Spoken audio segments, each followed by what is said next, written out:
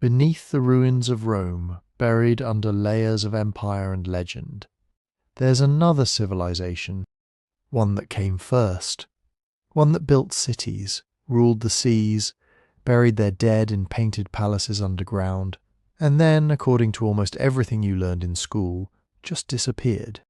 Except they didn't disappear. They were absorbed, rewritten, and slowly erased from the story Rome told about itself. Picture Italy about 2,700 years ago. There's no Colosseum, no legions, no Julius Caesar. Rome itself is barely a cluster of huts on a hill next to a swamp. But north of it, across a stretch of land we now call Tuscany, there's a civilization that's already wealthy, already literate, already trading with Greeks and Phoenicians and Egyptians. They're called the Etruscans, and for a few centuries they are the dominant power in Italy. Not Rome, them. Here's the part that should stop you in your tracks. Much of what we consider quintessentially Roman, the toga, gladiatorial combat, the practice of reading omens in the livers of animals, even the layout of Roman cities may have come from the Etruscans first. Rome's own kings, in its earliest half-legendary history, were Etruscan. The people who would go on to conquer the known world may have spent their formative years being ruled by, taught by, and shaped by the very civilization they would later erase from popular memory. And yet, ask most people today who the Etruscans were, and you'll get a blank stare. That's the mystery we're chasing in this video. How did a civilization powerful enough to rule Rome, rich enough to fill tombs with gold and bronze, sophisticated enough to develop its own writing system, end up as little more than a footnote? How does an entire people get swallowed by history? Part of the problem is that the Etruscans left us their voice, but not their meaning. We have thousands of Etruscan inscriptions. We can pronounce the words. We just can't fully understand most of them. Their language isn't related to Latin, isn't related to Greek, isn't clearly related to anything else in Europe at all. It's one of history's great linguistic orphans, sitting right in the heartland of the Mediterranean world, refusing to give up all its secrets. But even without a complete translation, the Etruscans left behind something almost as revealing: their tombs, painted with banquets, dancers, musicians and lovers, carved to resemble the homes of the living, packed with imported treasures from across the ancient world. These aren't the burial sites of a minor, forgettable culture. These are the remains of people who lived well, thought carefully about death, and clearly believed they mattered. So how did they rise? How did they shape the Rome that would eventually shape the entire Western world? And why, despite all of that, did they end up erased from the story? Before we get into it, tell me where you're listening from and what time it is right now where you are. I love seeing the replies stack up. London at midnight, Manila at sunrise, all of us tuning into the same disappearing world. And if stories like this are your thing, the best way to support the channel is to follow the show on Spotify. Listen there, and if you enjoy it, leave a 5-star review. There's a link in the description. Now, let's go back to a time before Rome was Rome. Let's go back further than most history books bother to go. Before there was an Etruria, before there was a Rome, Italy wasn't a country. It wasn't even close to one. It was a patchwork. Dozens of different peoples speaking dozens of different languages, scattered across mountains, river valleys and coastal plains, most of them barely aware the others existed. Picture a map of Italy around 1000 BCE and you wouldn't see borders. You'd see clusters, small groups clinging to defensible hilltops, tucked into river bends, spread out along a coastline that stretched for hundreds of miles without a single unified authority controlling any of it. This was the Iron Age. Bronze was giving way to iron. Populations were growing.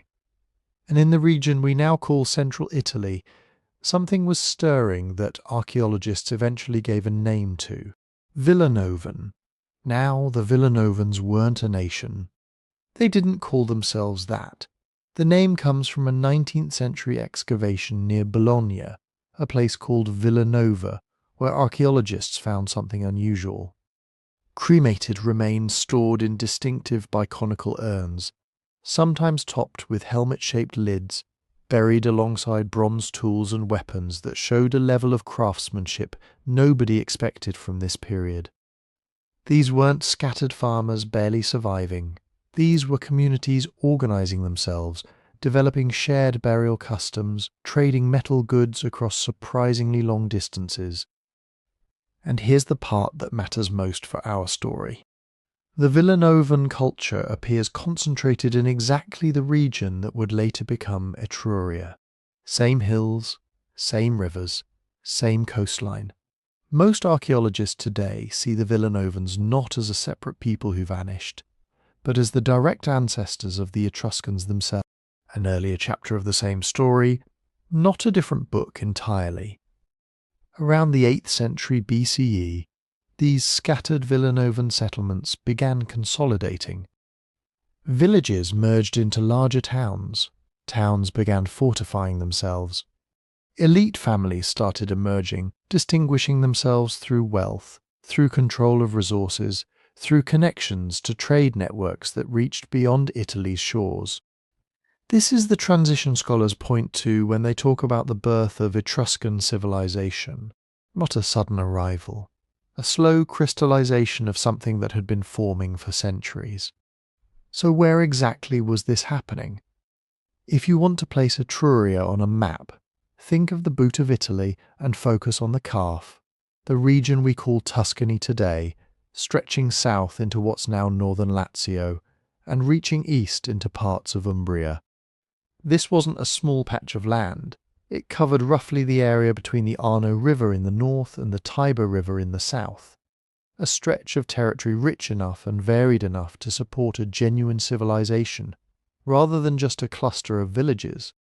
And that geography wasn't an accident of good luck. It was the entire reason Etruria was about to become powerful. This land held metal, serious deposits of copper, iron and tin, particularly around a region called the Colline Metallifere, literally the metal-bearing hills, and the island of Elba just offshore, practically overflowing with iron ore. In a world transitioning fully into the Iron Age, controlling that kind of mineral wealth was like controlling oil in the modern world. Everybody needed it. Whoever had it held leverage over everybody else. But metal alone doesn't make an empire. You need to move it. You need to trade it. And this is where Etruria's location becomes almost suspiciously perfect. The coastline gave direct access to the Tyrrhenian Sea, putting Etruscan territory within relatively easy sailing distance of Sardinia, Corsica, southern France, and North Africa. Inland river systems, especially the Arno and the Tiber, created natural highways connecting coastal ports to interior settlements, letting raw materials and finished goods move efficiently across the landscape.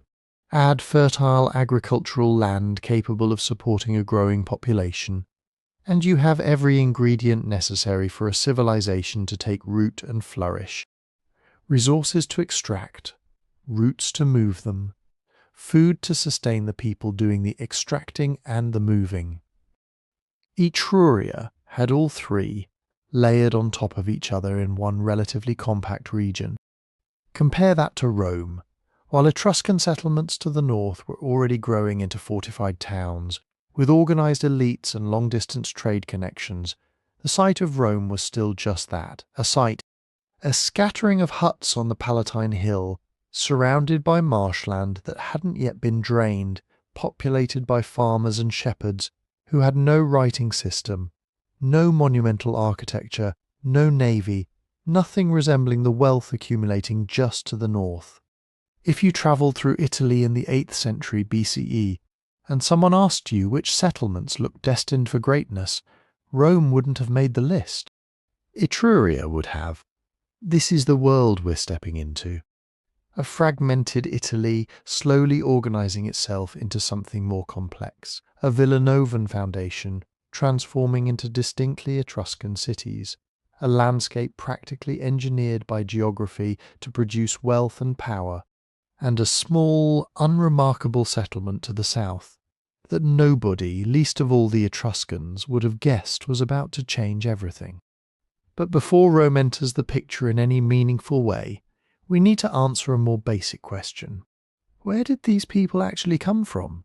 And that question has been argued over for more than 2,000 years. Not casually argued either. Ancient historians fought about it. Modern archaeologists, linguists, and geneticists have all taken their turn.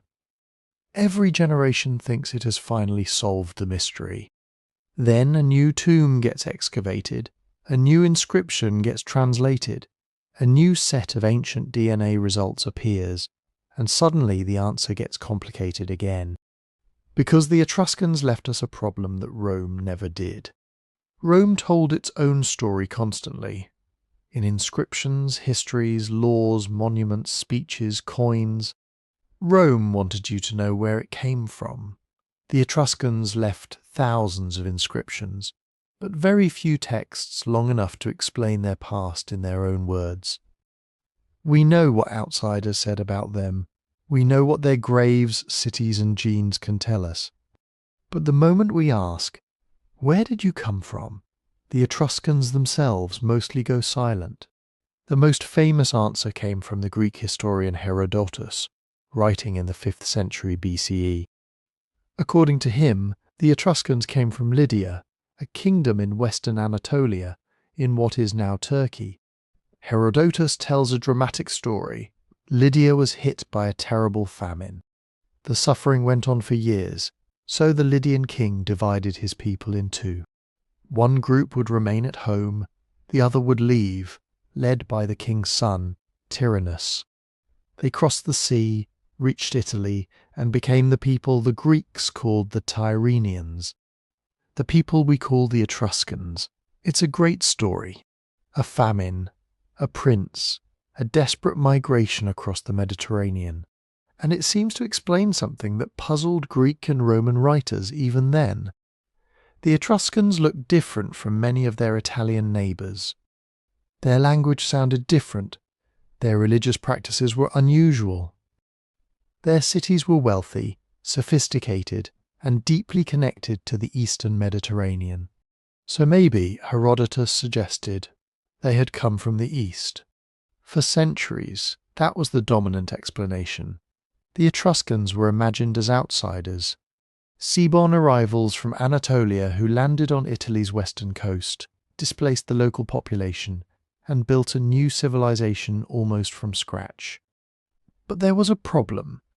Another ancient writer completely disagreed. His name was Dionysius of Halicarnassus.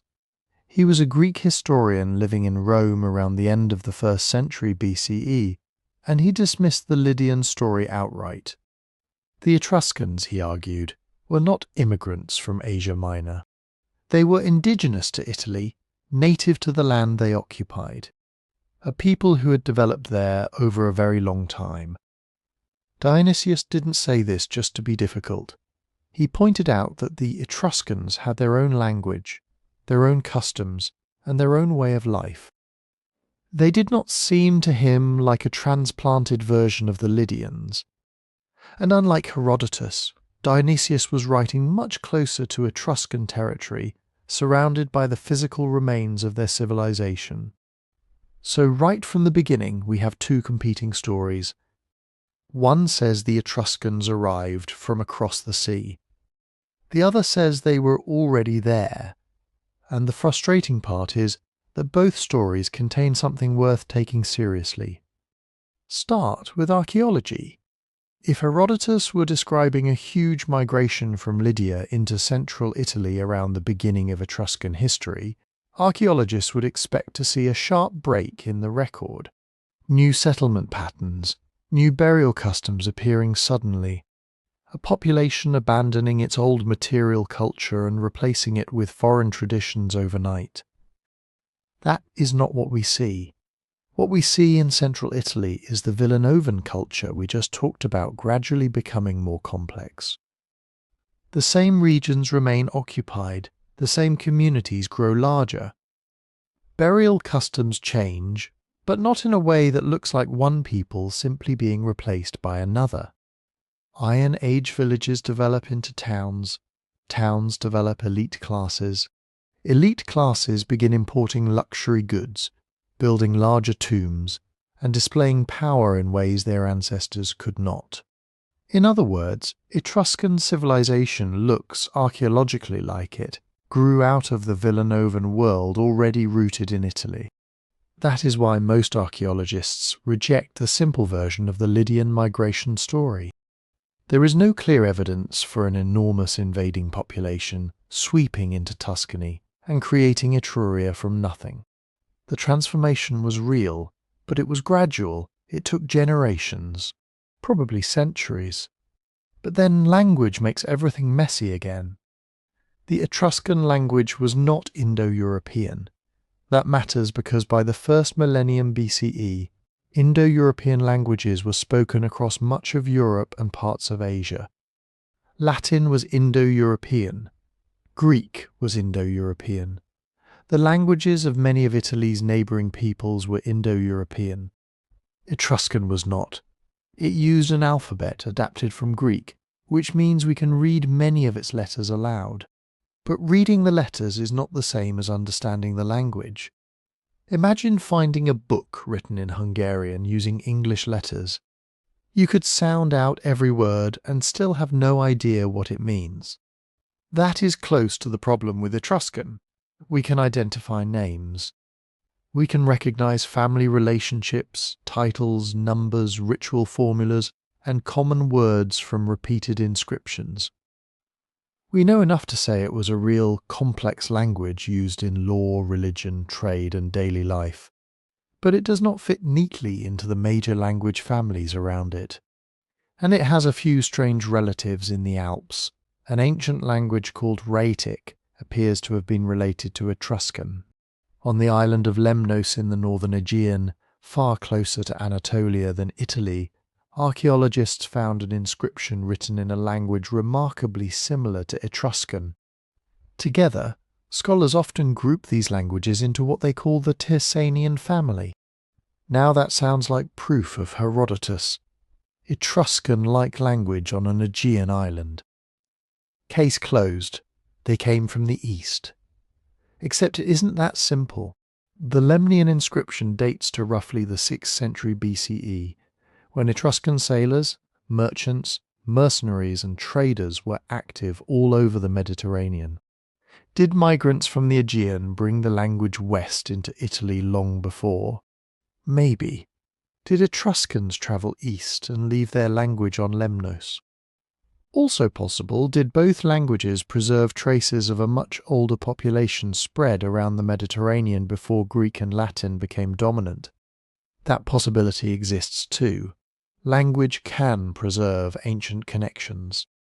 But it does not come with arrows on a map telling us exactly which direction people moved. Then there is genetics, which many people assume should settle everything. Ancient DNA has transformed archaeology. From a few teeth or fragments of bone, scientists can reconstruct broad patterns of ancestry that would have been invisible only a generation ago.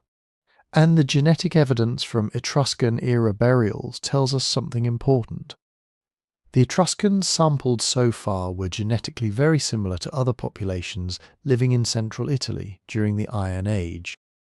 They carried ancestry connected to earlier European farming populations, local Italian hunter-gatherers, and steppe-related groups that had spread into much of Europe during the Bronze Age. They did not show evidence of a large, recent genetic replacement from Anatolia at the beginning of Etruscan civilization that strongly supports continuity in the population of central Italy. The people becoming Etruscan were, in large part, descended from people who had already been living there. But notice what genetics does not say. It does not say every Etruscan ancestor had lived in Italy forever. No ancient population is that simple. The Mediterranean had always been connected by ships, trade, marriage, piracy, colonization, slavery, and war. People moved, genes moved with them. It also does not tell us where the Etruscan language originated, because languages can spread without mass migration. A small elite can impose a language. A trade network can preserve one. Communities can change ancestry while keeping their old language, or keep their ancestry while adopting a new one. Modern examples are everywhere. English is spoken in North America, but English ancestry is not the ancestry of every English speaker. Hungarian is spoken in Central Europe, even though most Hungarians are genetically similar to their neighbours. Language, culture, and biological ancestry overlap sometimes, but they are not the same thing, and that may be the key to the Etruscan mystery. The archaeology suggests deep local development from Villanovan communities in central Italy. The genetics supports substantial continuity with earlier Italian populations. The language points to a connection that does not fit comfortably within the Indo-European world surrounding them. Their art, religion, and elite culture show intense contact with Greeks, Phoenicians, and the wider Eastern Mediterranean. So the Etruscans may not have been one thing arriving all at once from one place. They may have been what civilizations usually are: local communities shaped by older populations, outside contacts, imported ideas, marriages, merchants, religious traditions, and a language whose deeper history reaches farther back than our evidence can follow. Herodotus may have preserved a memory, distorted over centuries, of Eastern connections that really mattered. Dionysius may have been right that the Etruscans were fundamentally a people of Italy. Neither explanation by itself is enough, and maybe that is why the question still refuses to die. We want a clean origin story, one boat, one homeland. One moment when a people become a people, but Etruria was not born that way. It emerged slowly out of Italy's soil while looking outward across the sea.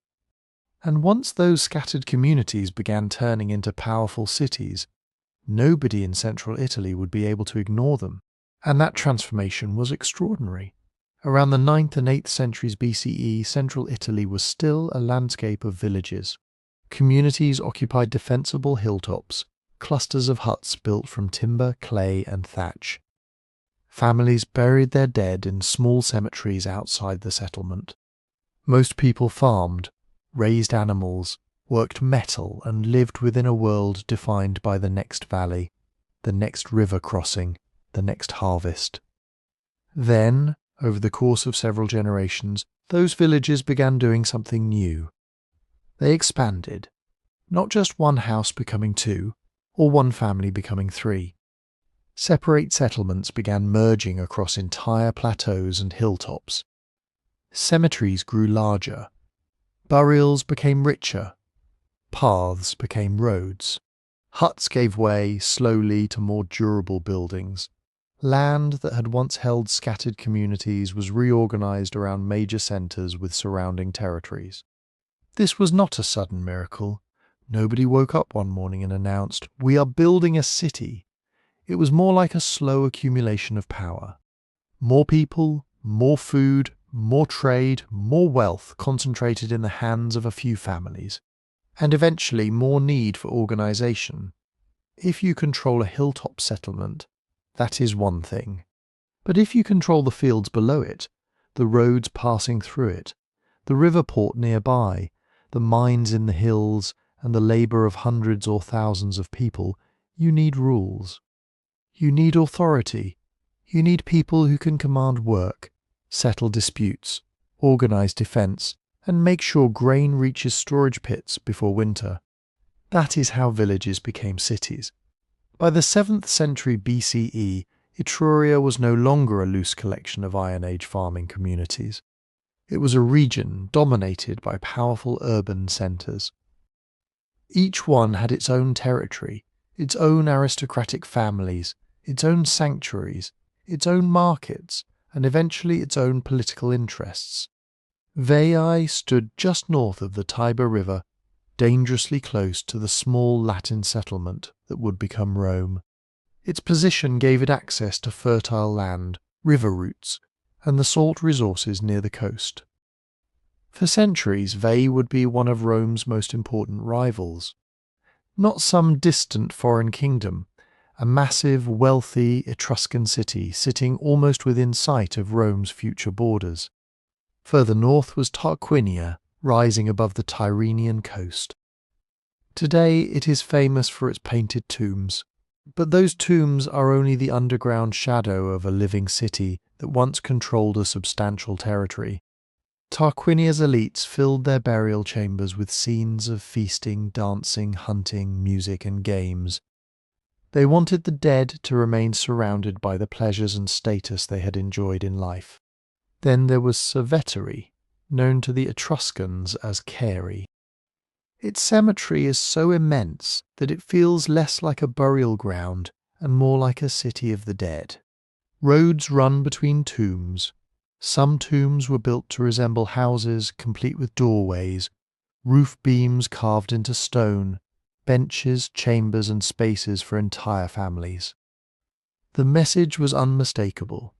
These were not isolated individuals. These were dynasties. Volci, near the Fiora River, became another major centre of wealth and exchange. Its territory connected inland resources to the coast. Greek pottery, luxury goods, metalwork, and imported objects poured through places like Volci, while Etruscan products moved outward across the sea. And high in the interior, Volterra occupied a strategic hilltop in northern Etruria. It was far from being merely a coastal civilization. Etruscan power reached across varied landscapes, fertile plains, river valleys, wooded hills, mineral-rich mountains and coastal harbours. Volterra would thrive on its position, its agricultural territory, and access to valuable resources, including salt and minerals. These were cities, but they were not provinces in an Etruscan empire. That distinction matters. When we hear the word Etruscan, it is tempting to imagine one kingdom with one capital, one army, one ruler, and one master plan for conquering Italy. That is not what Etruria was. Think less of a unified empire and more of a network of fiercely independent city-states. In that sense, Etruria had something in common with the Greek world. Veii had its own interests. Tarquinia had its own elite families. Cerveteri made its own alliances. Volci, Volterra, and other cities could cooperate when circumstances demanded it, but they did not surrender their independence to a central Etruscan government. This gave Etruria enormous strength at first. Instead of one centre controlling everything, there were many wealthy cities, each able to build, trade, fight, and develop its own connections. If one city suffered, the whole civilization did not necessarily collapse. Etruscan influence could spread through multiple routes at once, across the Tyrrhenian Sea, down the Tiber, into the Po Valley, and south toward Campania. But independence also had a price. When threats emerged, the Etruscans could struggle to act as one people.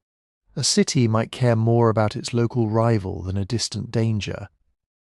One might profit from an alliance that another considered a disaster. The same political fragmentation that made Etruria dynamic would later make it vulnerable when a more centralized and relentlessly expansionist power appeared to the south. But that danger was still far away, for now the cities were growing rich. The foundation of that wealth was land. Etruria had productive agricultural zones, especially in the rolling volcanic landscapes of modern Tuscany and northern Lazio. Farmers grew cereals, grapes, olives, and legumes. They raised sheep, goats, cattle, and pigs. The exact balance varied from region to region, but the result was clear. Etruscan cities could feed growing populations and produce surpluses. And surplus changes everything. A farmer who produces only enough grain to keep a family alive cannot support a palace, a temple, a metalworker, a merchant, a sailor, a potter, a priest, or an army. But once agricultural production rises beyond immediate survival, some people can stop farming full-time. They can specialize, they can build, they can trade. They can become wealthy by managing the labor of others. That is what we begin to see in Etruria.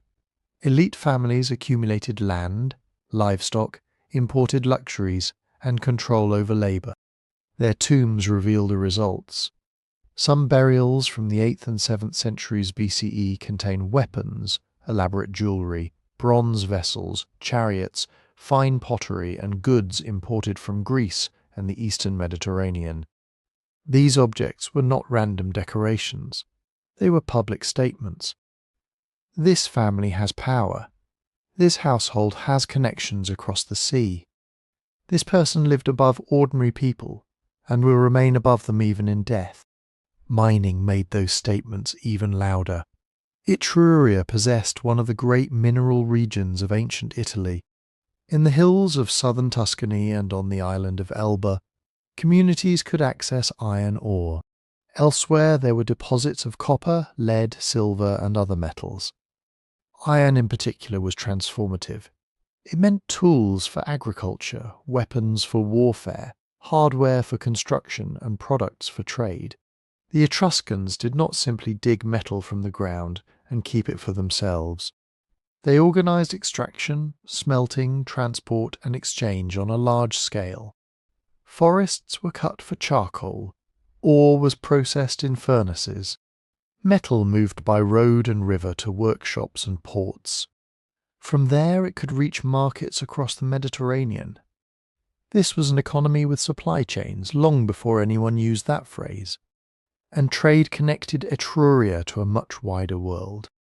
Greek merchants arrived with painted pottery, wine, oil, luxury vessels, and artistic styles. Phoenician traders brought connections reaching toward North Africa, Spain, Sardinia, and the Eastern Mediterranean. Etruscan elites eagerly adopted foreign objects. But they did not become Greek or Phoenician. They selected, copied, adapted, and transformed what they encountered into something distinctly Etruscan. A Greek drinking cup might end up in an Etruscan tomb. A Near Eastern-inspired motif might appear on an Etruscan bronze object. The alphabet itself would be adapted from Greek models. But the cities using that alphabet spoke Etruscan, worshipped Etruscan gods, and buried their dead according to Etruscan traditions.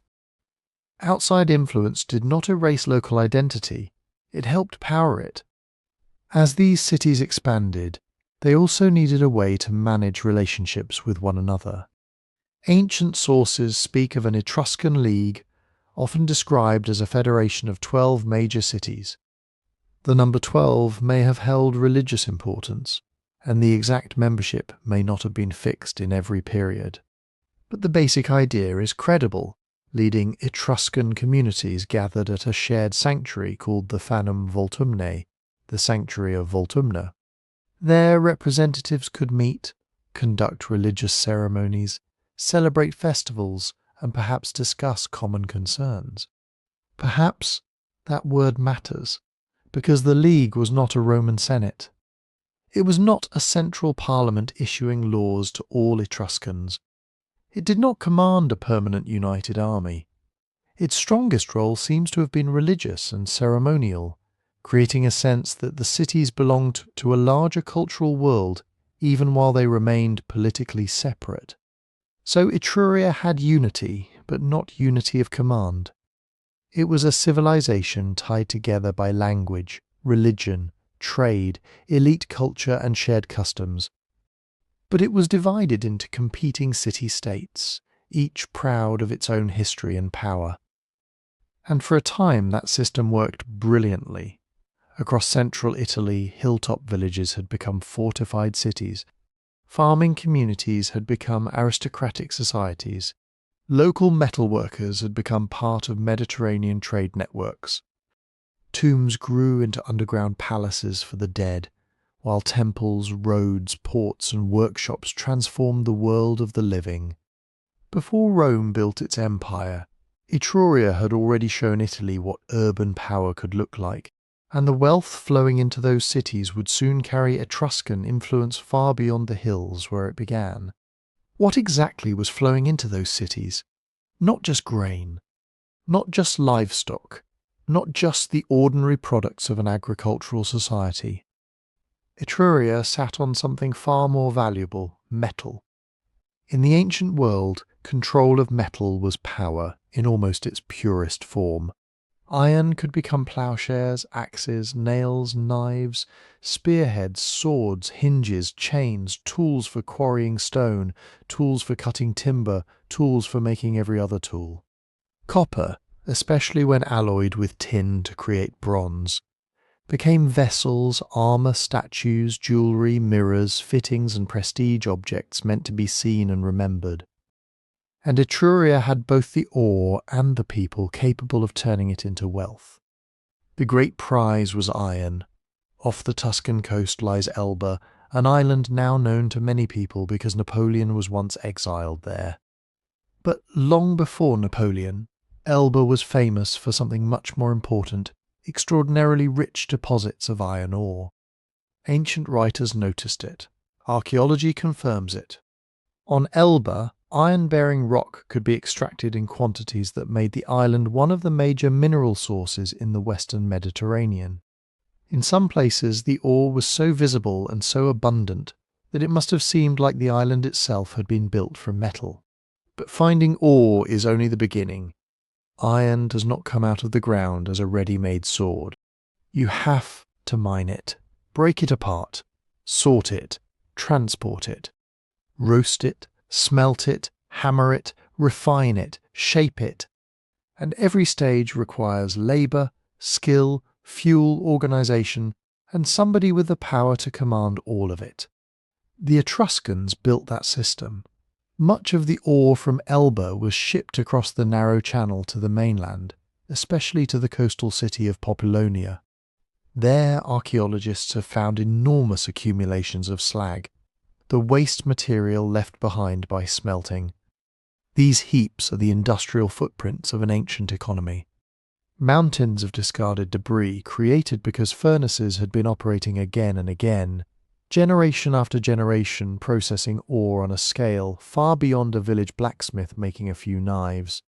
Picture the coast around Populonia at its height, boats arriving with heavy cargoes from Elba, workers hauling ore inland, furnaces burning day and night, smiths hammering hot blooms of iron into usable bars and finished goods, merchants arranging shipments to inland cities and foreign ports, forests in the surrounding hills being cut to make charcoal because smelting demanded vast quantities of fuel. This was not a clean industry. It was not a small one either. The smoke of Etruscan furnaces was part of the landscape, and iron was only one piece of the story. Inland, the mineral-rich districts of southern Tuscany, later known as the Colline Metalliferae, the metal-bearing hills, offered copper, lead, silver-bearing ores and other resources. Copper mattered because bronze still mattered. Iron was increasingly useful, especially for practical tools and weapons, but bronze retained enormous value for elite objects. A finely made bronze vessel, helmet, candelabrum, or mirror was not just useful. It was a declaration. Look what this household can afford. Look at the skilled labour it controls. Look at the networks it can reach. Etruscan bronze workers became famous across Italy. Their workshops produced everything from everyday fittings to elaborate ceremonial objects. Some objects were made for local buyers, others travelled. A piece of Etruscan metalwork could move through exchange networks into the hands of Italic communities far from the Tyrrhenian coast, carrying Etruscan styles, Etruscan craftsmanship, and perhaps Etruscan influence with it. But mines alone do not create a civilization. Metalworkers need food. Sailors need food. Priests, soldiers, merchants, craftsmen, aristocrats, and the people who hauled ore from the hills all needed food. That is why the other engine of Etruscan wealth was the land itself. Etruria included some of the most productive agricultural zones in central Italy. Volcanic soils, river valleys, coastal plains, and rolling uplands could support cereals, vineyards, olive groves, and herds of animals. The exact crops differed from place to place, and ancient farming was always vulnerable to weather, disease, and war. But over time, Etruscan communities produced enough surplus to feed growing cities and sustain people whose lives were not spent entirely in the fields. That surplus also helped create inequality. The richest tombs do not tell us that every Etruscan farmer lived in comfort. They tell us the opposite. Wealth was being concentrated. Elite families controlled land, labour, storage, and access to trade. Some probably managed large estates worked by dependent labourers, tenants, enslaved people, or a mixture of all three. The details varied across centuries and cities. The basic pattern does not. A small number of families were getting very rich.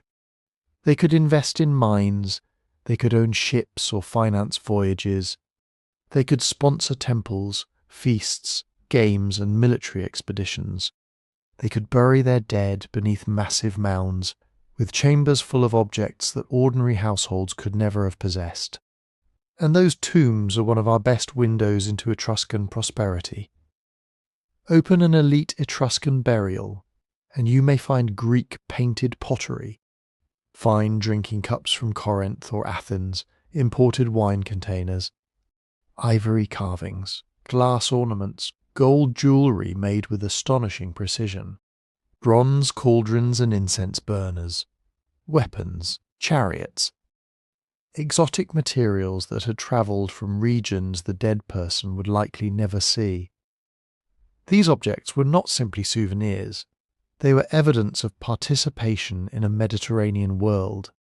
A Greek vase in an Etruscan tomb tells us that someone had the wealth to acquire it, the connections to obtain it, and the social reason to display it. Sometimes those imports were used in Etruscan feasts before they entered the grave. Sometimes they may have been acquired specifically as burial goods. Either way, they show that elite status was being performed through foreign luxury, and the trade routes ran in every direction.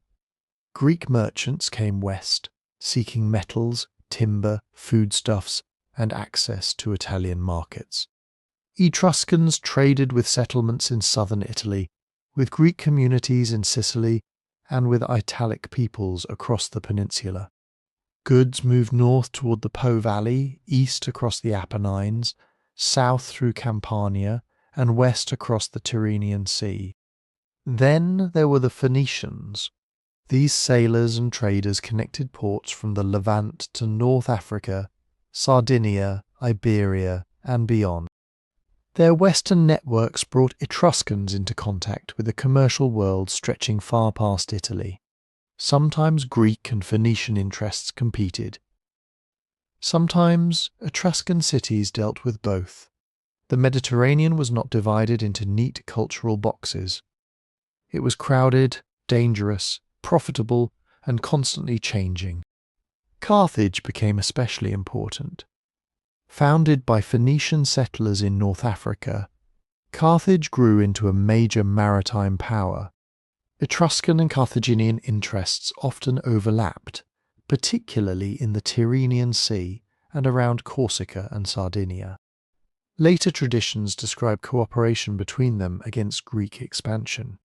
We should be careful not to imagine an eternal alliance, because ancient politics rarely worked that way. But the evidence makes one thing clear: Etruscan cities were not isolated spectators. They were players in the struggle for control of Western Mediterranean trade. That wealth changed how Etruscans saw themselves. They were no longer simply communities living between hills, fields, and rivers.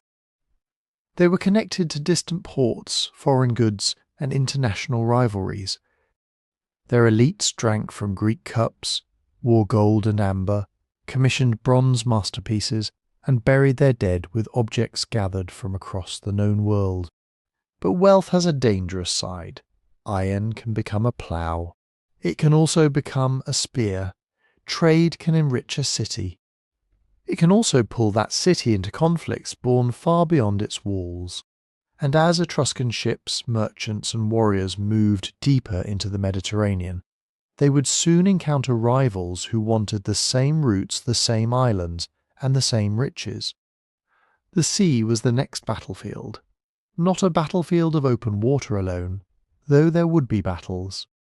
It was a battlefield of harbours, islands, narrow straits, cargoes and winds.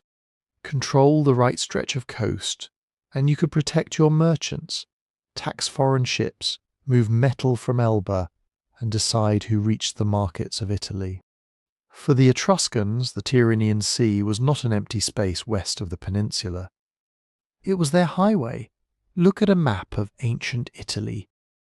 Etruria faced the water directly. Its coastal cities had access to sheltered anchorages, river mouths and routes leading toward Elba, Corsica, Sardinia, Sicily, southern Italy, and the shores of North Africa. Populonia stood near the iron routes. Caere, Tarquinia, Volci, and other Etruscan centres were connected to ports where goods could be loaded, unloaded, inspected, bought, and sometimes seized.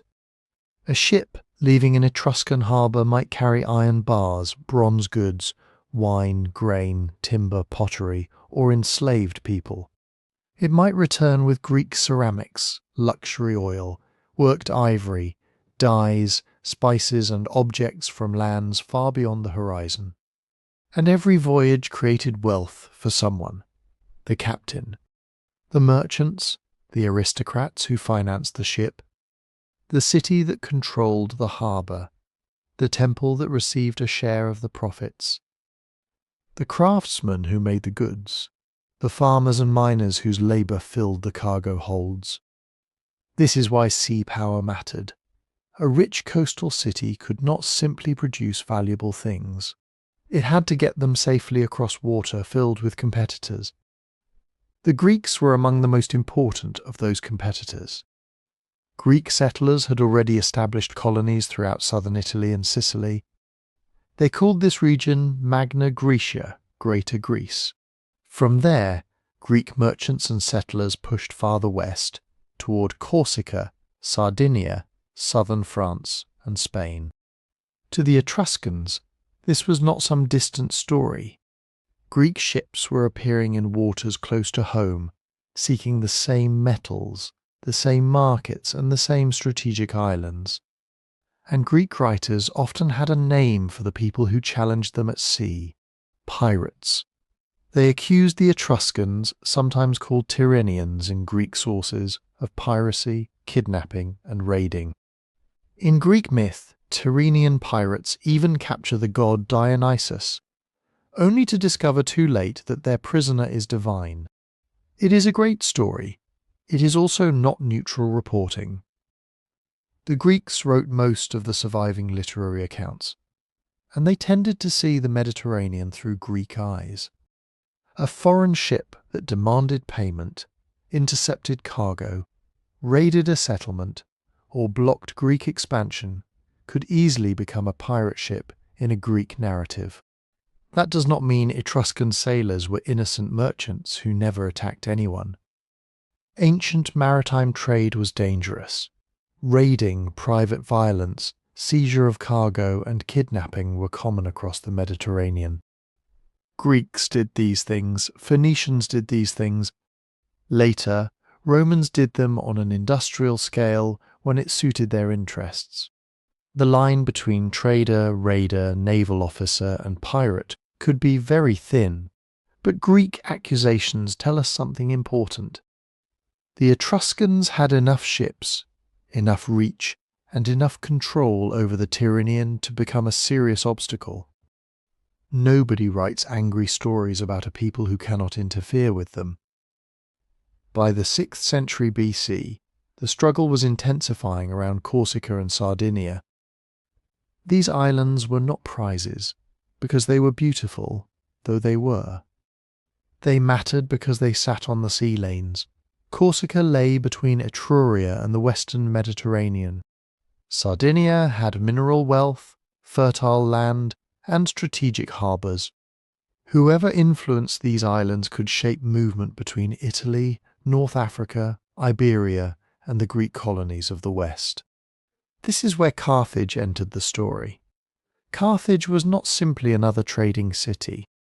By this time it was becoming one of the great powers of the Western Mediterranean, with deep Phoenician connections, growing naval strength, and major interests in North Africa, Sardinia, Sicily, and Spain. Etruscan and Carthaginian interests did not always perfectly align. They were separate powers with separate ambitions. But they had a shared problem: Greek expansion. Greek settlers from Phocaea, on the coast of modern Turkey, had founded a colony in Corsica called Eulalia, probably around 565 BC. Then Persian pressure in the eastern Greek world drove more Phocaeans westward. Eulalia grew. Greek ships used it as a base. To Etruscan and Carthaginian leaders, this may have looked less like an isolated settlement and more like a new armed foothold planted directly beside the routes they depended on. So around 540 BC, perhaps a few years later depending on the chronology, Etruscan and Carthaginian forces acted together. The result was the Battle of Eulalia. Ancient historian Herodotus says the Phocaeans faced a much larger combined fleet, perhaps 120, Etruscan and Carthaginian ships against 60 Greek vessels. Those numbers may be stylized. Ancient writers loved dramatic numbers. But the larger event is difficult to dismiss. A major naval clash took place. The Greeks won the immediate fight, but at terrible cost. Herodotus called it a Cadmean victory, what we would call a Pyrrhic victory. They had defeated their enemies, yet lost so many ships and men that they could not hold Corsica. That is the kind of victory that feels like defeat. The surviving Phocaeans abandoned Eulalia and moved on, eventually helping establish another settlement in southern Italy. Etruscan influence strengthened in Corsica. Carthaginian influence remained powerful in Sardinia and the Western Sea. Greek expansion had not ended, not even close. Massalia, modern Marseille, would remain an important Greek centre. Greek cities in southern Italy and Sicily remained wealthy and formidable. But the balance had changed. For a time, the Tyrrhenian Sea was not a Greek lake. Etruscan ships and Etruscan coastal cities stood at the centre of its politics. Their alliance with Carthage had shown that they could coordinate against a common threat. Their ports linked inland Italian resources to international markets. Their fleets could protect trade, project power, and make foreign rivals think twice before treating the coast of Italy as open territory. And that brought riches, but it also brought enemies. Every iron shipment from Elba, every foreign vessel entering an Etruscan harbour, every contested island, every Greek colony, and every agreement with Carthage made Etruria more important, more powerful, more exposed, because once a city becomes rich from the sea, it can no longer ignore the people coming over the horizon. But power at sea was only one part of the Etruscan story. A fleet needs ships. Ships need timber, iron, rope, grain, sailors, merchants, dock workers, craftsmen, soldiers, and somebody wealthy enough to pay for all of it before the cargo ever leaves the harbour. Behind every Etruscan ship crossing the Tyrrhenian Sea stood a society built on hierarchy. This was not a democracy of equal citizens gathering in a public square to decide the fate of the city. Etruria was dominated by powerful aristocratic families, families whose names appeared on tombs, offerings, buildings, and objects made to outlast their bodies. They owned land. They controlled mines and workshops. They financed trade. They held religious authority, political influence, and military power. An Etruscan city-state may have had assemblies, magistrates, councils, and institutions we only partly understand. But the surviving evidence makes one fact hard to miss. The elite were everywhere. They are the people buried in painted tombs beneath Tarquinia. The people whose stone sarcophagi show them reclining at banquets. The people whose graves contained imported Greek cups, bronze vessels, jewellery, weapons, chariots and carved furniture. They wanted the dead to be remembered not merely as individuals, but as members of a lineage, a family, a house, a name that carried power across generations. And below them stood many others, farmers working the estates, miners extracting iron, copper and lead, potters shaping ceramics for local use and foreign trade, metal workers turning raw ore into weapons, tools, mirrors and ornaments, sailors pulling at oars, labourers hauling cargo through the ports, dependents tied to elite households, and enslaved people captured in war, obtained through trade, or born into bondage. We should be careful here. The Etruscans did not leave us a complete law code explaining exactly how every class functioned. Their society was not frozen in one form across every city and every century. But archaeology, inscriptions and comparison with the wider ancient Mediterranean make it clear that Etruscan wealth rested on unequal access to land, labour and status. The glittering tomb was not the whole civilization. It was the top of it. Think about what it took to create one of those underground chambers. Workers had to cut stone from the earth, artists had to prepare walls and paint them. Craftsmen had to make grave goods. Families had to possess enough wealth to remove valuable objects from circulation and place them beside the dead forever. That kind of display does not happen in a society without deep divisions. But the Etruscans also did something that made Greek and Roman observers deeply uncomfortable. They gave elite women a visibility that seemed shocking to outsiders. In Greek and Roman writing, Etruscan women are often described with a mixture of fascination and disgust. Greek authors claimed they drank wine, attended banquets, exercised, appeared in public, and behaved with a freedom respectable Greek women supposedly did not possess. Later Roman writers repeated hostile stories, treating Etruscan customs as evidence of luxury, moral weakness or scandal. The implication was obvious. These women were too visible, too independent, too unlike what Greek and Roman men thought women should be. But hostile gossip is not a census report. Greek and Roman authors were not neutral anthropologists carefully documenting another culture. They were writers from rival societies, often using foreign customs as a mirror for their own fears. If Greek women were expected to remain largely within the household, then an Etruscan woman reclining beside her husband at a banquet could look almost revolutionary. If Roman elites wanted to present themselves as disciplined and morally superior, then Etruscan luxury made a convenient warning story. So what does the archaeological record actually show? It shows elite Etruscan women appearing publicly in ways that were unusual in much of the Greek world. On painted tomb walls, men and women dined together. They reclined side by side beneath blankets, sharing food, drink, music and conversation. Women appear at ceremonies, processions, dances and sporting scenes. On sarcophagi, husbands and wives can be represented together, not as distant figures occupying separate worlds, but as partners presented before eternity.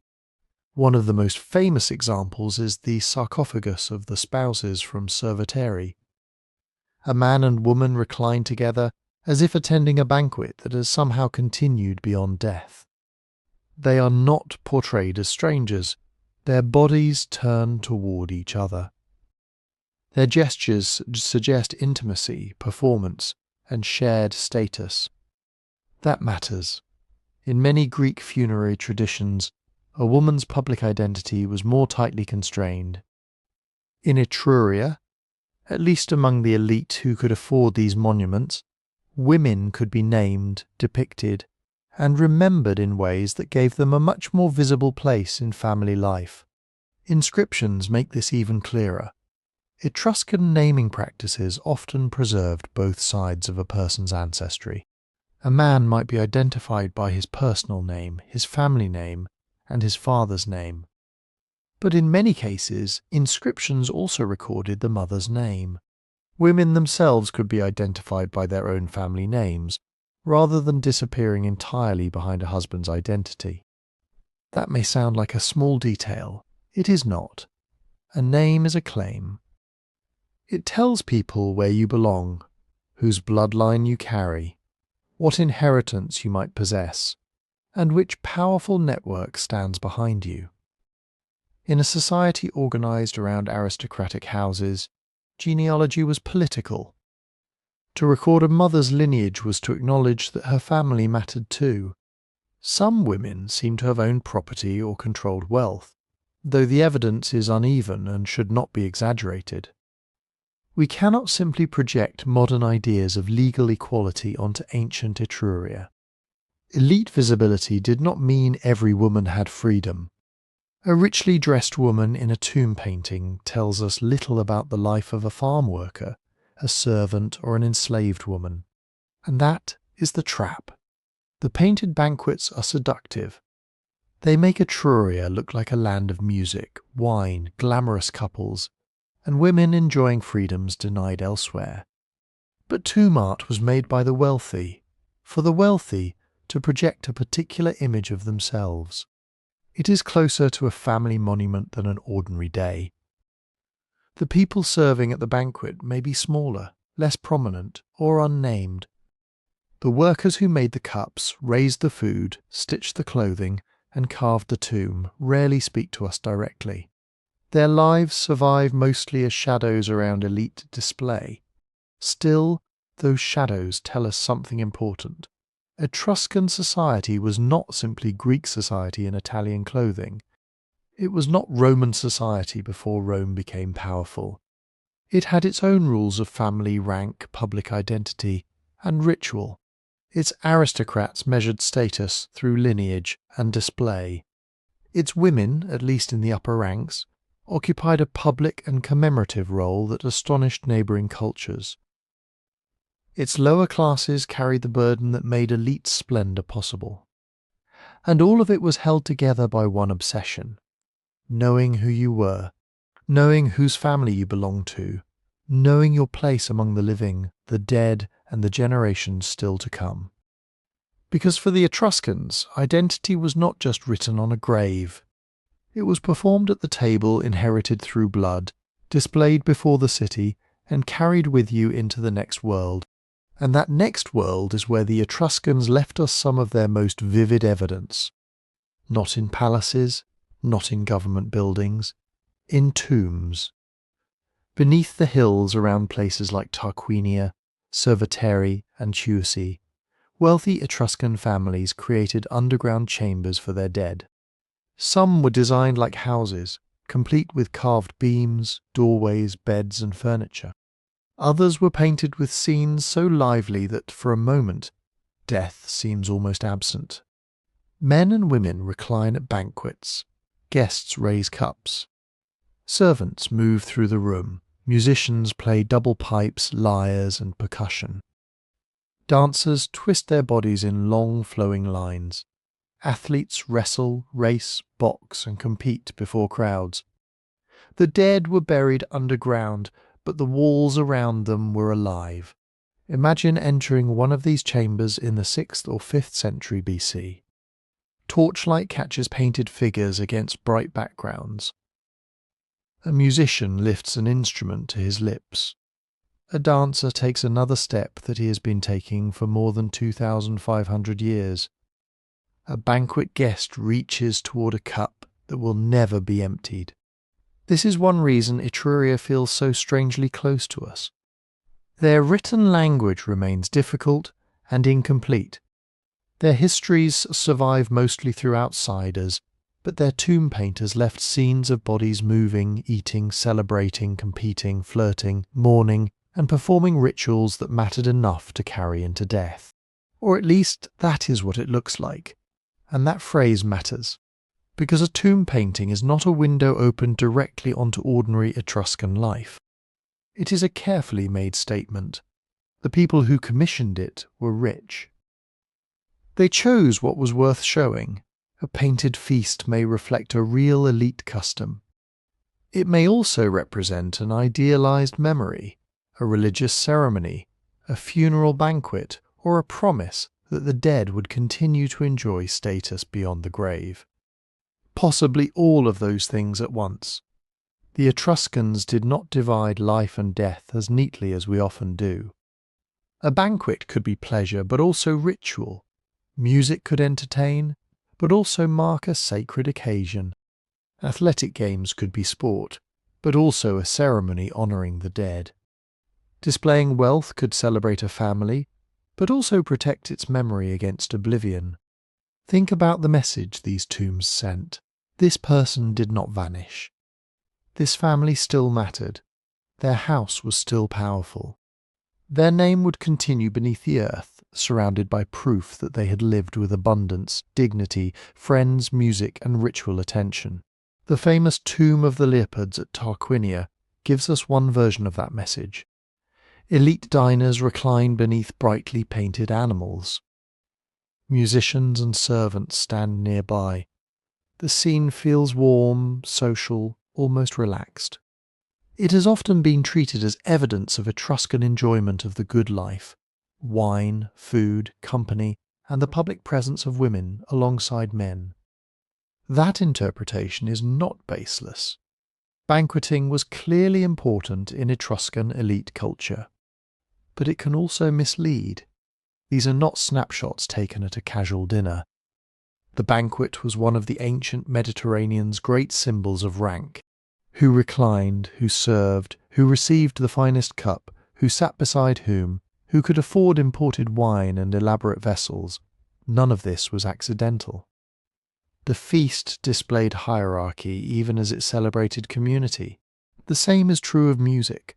Etruscan artists filled tomb walls with pipers, lyre players, dancers, and singers. Greek writers sometimes remarked on the importance of music in Etruscan life, including at athletic events and religious ceremonies. Music helped turn an event into something more than an event. It created rhythm. It organized bodies in motion. It connected a gathering of people to tradition, sacrifice, mourning, or celebration. And perhaps that is why it appears so often near the dead. Music is memory made physical. A song ends, but its pattern can be repeated. A family member dies, but the rite continues. The tomb preserves the image of the musician, so that the ceremony, in some sense, never stops. Then there were the games. At Tarquinia, tomb paintings show wrestlers locked together, runners in motion, boxers striking, and competitors taking part in contests whose precise rules are sometimes unclear. Some scenes may show acrobatics or ritual performances. Others appear violent.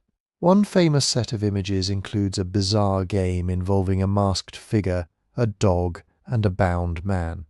A scene scholars still debate. Was it sport? Was it punishment? Was it theatre? Was it a ritual connected to death? The honest answer is that we do not know for certain. Ancient art can be deceptive because we instinctively want every image to fit a familiar category. We see boxing and call it boxing. We see a feast and call it a party. We see a demon and call it a monster. But Etruscan symbols belong to an Etruscan religious world, shaped by customs and stories we only partly recover. A contest held at a funeral was not necessarily entertainment in the modern sense. Across the ancient Mediterranean, games could honour elite dead, display the resources of a family, reinforce bonds between communities, and channel dangerous emotions like grief, rivalry, and aggression into ritual form. The Etruscans may have influenced later Roman traditions here. Rome's public games, funeral spectacles, and eventually gladiatorial combat developed in an Italian world where Etruscan customs carried enormous prestige. The exact line from Etruscan funeral ritual to Roman arena is debated. It was not a simple invention copied whole from one people to another. But the connection is too important to ignore. Rome would later make spectacle into an empire-wide machine. Etruria had already understood that public performance could turn power into memory.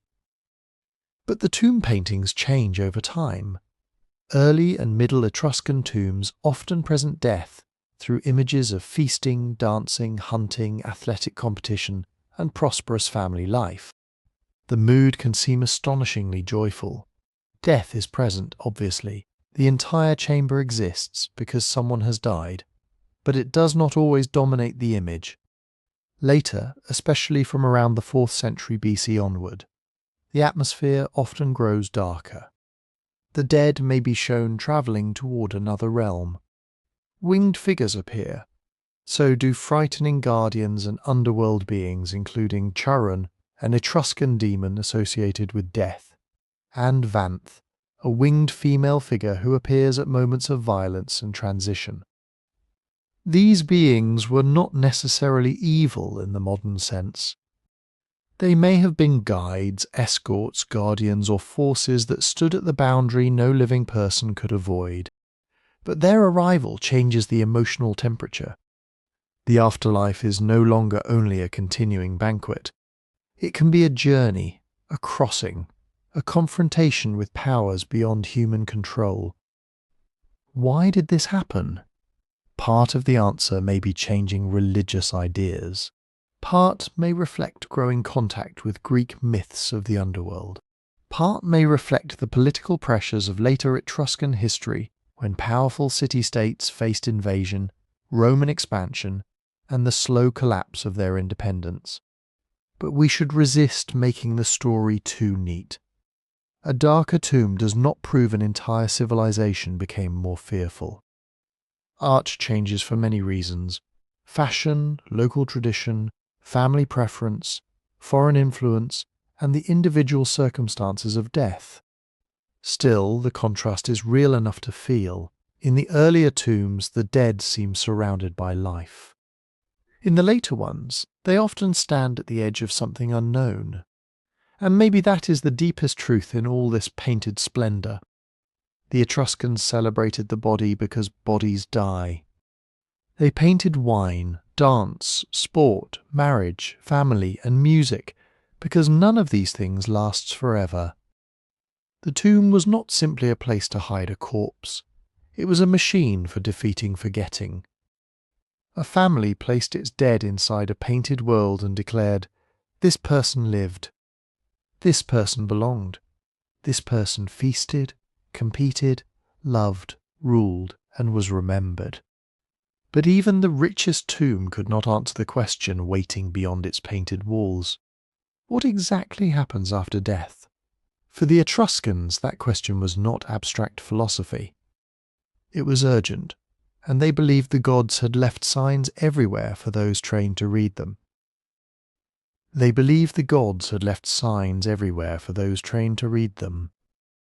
Not vague feelings, not private inspiration, signs. A bird crossing the sky from one direction instead of another. Thunder rolling over a city. A bolt of lightning striking a particular field. The strange shape of a sheep's liver after sacrifice. An animal behaving in an unexpected way. Even the boundaries between one piece of land and the next. To an Etruscan priest, the world was not silent. It was speaking constantly. The problem was that divine language was difficult. It had rules, it had categories, it had consequences. And if a city misunderstood what the gods were saying, the price could be terrible. This was one of the things Romans most associated with the Etruscans, their extraordinary reputation as interpreters of omens. Rome had its own priests, its own augurs, its own sacred traditions. But when the signs became especially alarming, Roman leaders repeatedly turned toward Etruria, a lightning strike in an unnatural place, a shower of stones, a monstrous birth, a cow speaking according to one particularly Roman-sounding report. Events like these were not dismissed as random. They were treated as warnings that the relationship between humans and gods had been disturbed, and the Etruscans were believed to know how to restore it. Later Roman writers gave a name to this body of knowledge, the Etrusca Disciplina, the Etruscan discipline. It sounds almost like a religion, but it was more precise than that. More technical, more like a vast sacred system for identifying divine messages and responding correctly to them. The original Etruscan texts are almost entirely lost. That is one of the great frustrations of their history. We know the system mostly through Roman authors, Roman religious practice, scattered inscriptions, and images found in tombs and sanctuaries. So we have to be careful. Romans admired Etruscan divination, but they also translated it into Roman categories. Still, the outline is clear. The discipline included haruspicy, examining the entrails of sacrificed animals, especially the liver. It included the interpretation of lightning, and it included sacred rules governing rituals, space, time, and the foundation of cities. This was not fortune-telling in the modern sense. Nobody was asking whether they would meet a mysterious stranger or receive unexpected money. A city might ask whether it was safe to go to war, whether a temple had been properly dedicated, whether a plague, famine, or military defeat meant the gods were angry, whether a lightning strike had contaminated a place and required ritual action before anyone could use it again. The answer mattered because the gods were not imagined as distant observers. They were forces embedded in the structure of the world. Take haruspicy. After an animal was sacrificed, a specialist called a haruspex examined its organs for meaning. The liver was especially important to modern eyes.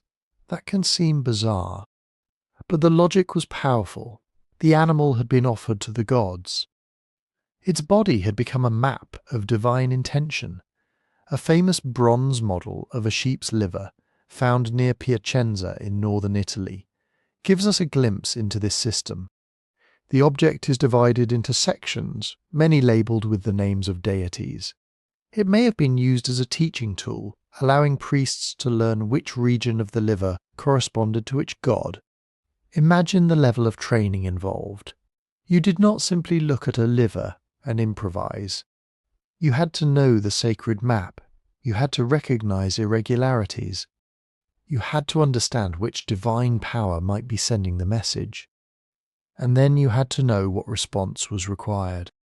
Sacrifice was not only an offering, it was an investigation. Then there was the sky. The Etruscans paid particular attention to lightning, and Roman sources describe elaborate rules for interpreting it. The direction of the bolt mattered. The place where it landed mattered. The time mattered. The god thought to have sent it mattered. A lightning strike could transform ordinary ground into sacred ground. Dangerous ground, ground that had to be enclosed or ritually buried. The event was not over when the thunder stopped. It created obligations. This was a civilization that saw the landscape as charged with divine jurisdiction. Even city planning could reflect that belief. Before a settlement was founded, sacred space had to be marked out. Boundaries were not merely practical lines on the ground. They separated ordered human territory from the uncertain world beyond it. And crossing or violating a boundary could be more than a crime. It could be an offence against the gods. That idea would become central to Rome as well. The story of Romulus killing Remus after Remus mocked or crossed Rome's newly marked boundary may be legendary. But the legend preserves something ancient and serious. A city began with sacred limits. For the Etruscans, those limits were connected to a larger cosmic order. The sky itself could be divided into regions. The earth could be measured and consecrated beneath it. A priest reading an omen was not just looking at nature. He was locating a message within an organized universe. And according to tradition, this knowledge did not begin with an ordinary human teacher. It began with a child who came out of the earth. His name was Tages. Roman authors told the story with obvious fascination. One day, in the territory of Tarquinia, a farmer was ploughing a field. As the plough cut into the soil, a strange figure emerged from the furrow. He had the appearance of a child, but the wisdom of an old man. This was Tages, a divine being, sometimes described as the grandson of Jupiter. He began to speak. People gathered from across Etruria to hear him. And before he vanished or died, depending on the version, Tages revealed the rules of divination, how to read the will of the gods through sacrifice, signs and ritual. It is a remarkable origin story. Etruscan sacred knowledge did not descend from a king, a conqueror, or a distant mountain. It rose from a ploughed field, from the earth itself. That image tells us something important. Etruria was a world of cities, trade, metal wealth, and Mediterranean ambition. But it remained deeply tied to land, agriculture, boundaries, and the dangerous uncertainty of nature. The farmer cuts the soil answers. Another foundational revelation was associated with Virgoia, known in Latin as Bago. She was described as a prophetess, or in some traditions a divine female being, who revealed sacred laws concerning land and boundaries. Her message, preserved only in later and fragmentary form, warned against moving boundary markers for greed. The person who shifted the limits of another's field was not just stealing property. He was violating a divine order. The land itself would suffer. Crops could fail. Disease and conflict could follow. That may sound severe, but in a landscape of competing cities, powerful aristocrats, farms, tombs, and inherited estates, boundaries were never simple. They determined wealth, they determined status, they determined who belonged where. Vigoia's warning turned property into sacred responsibility. And this is where Etruscan divination becomes more than an exotic ancient practice. It was part of how society held itself together. The gods governed not only death and storms, but fields, roads, civic decisions, warfare, and the lines between neighbours.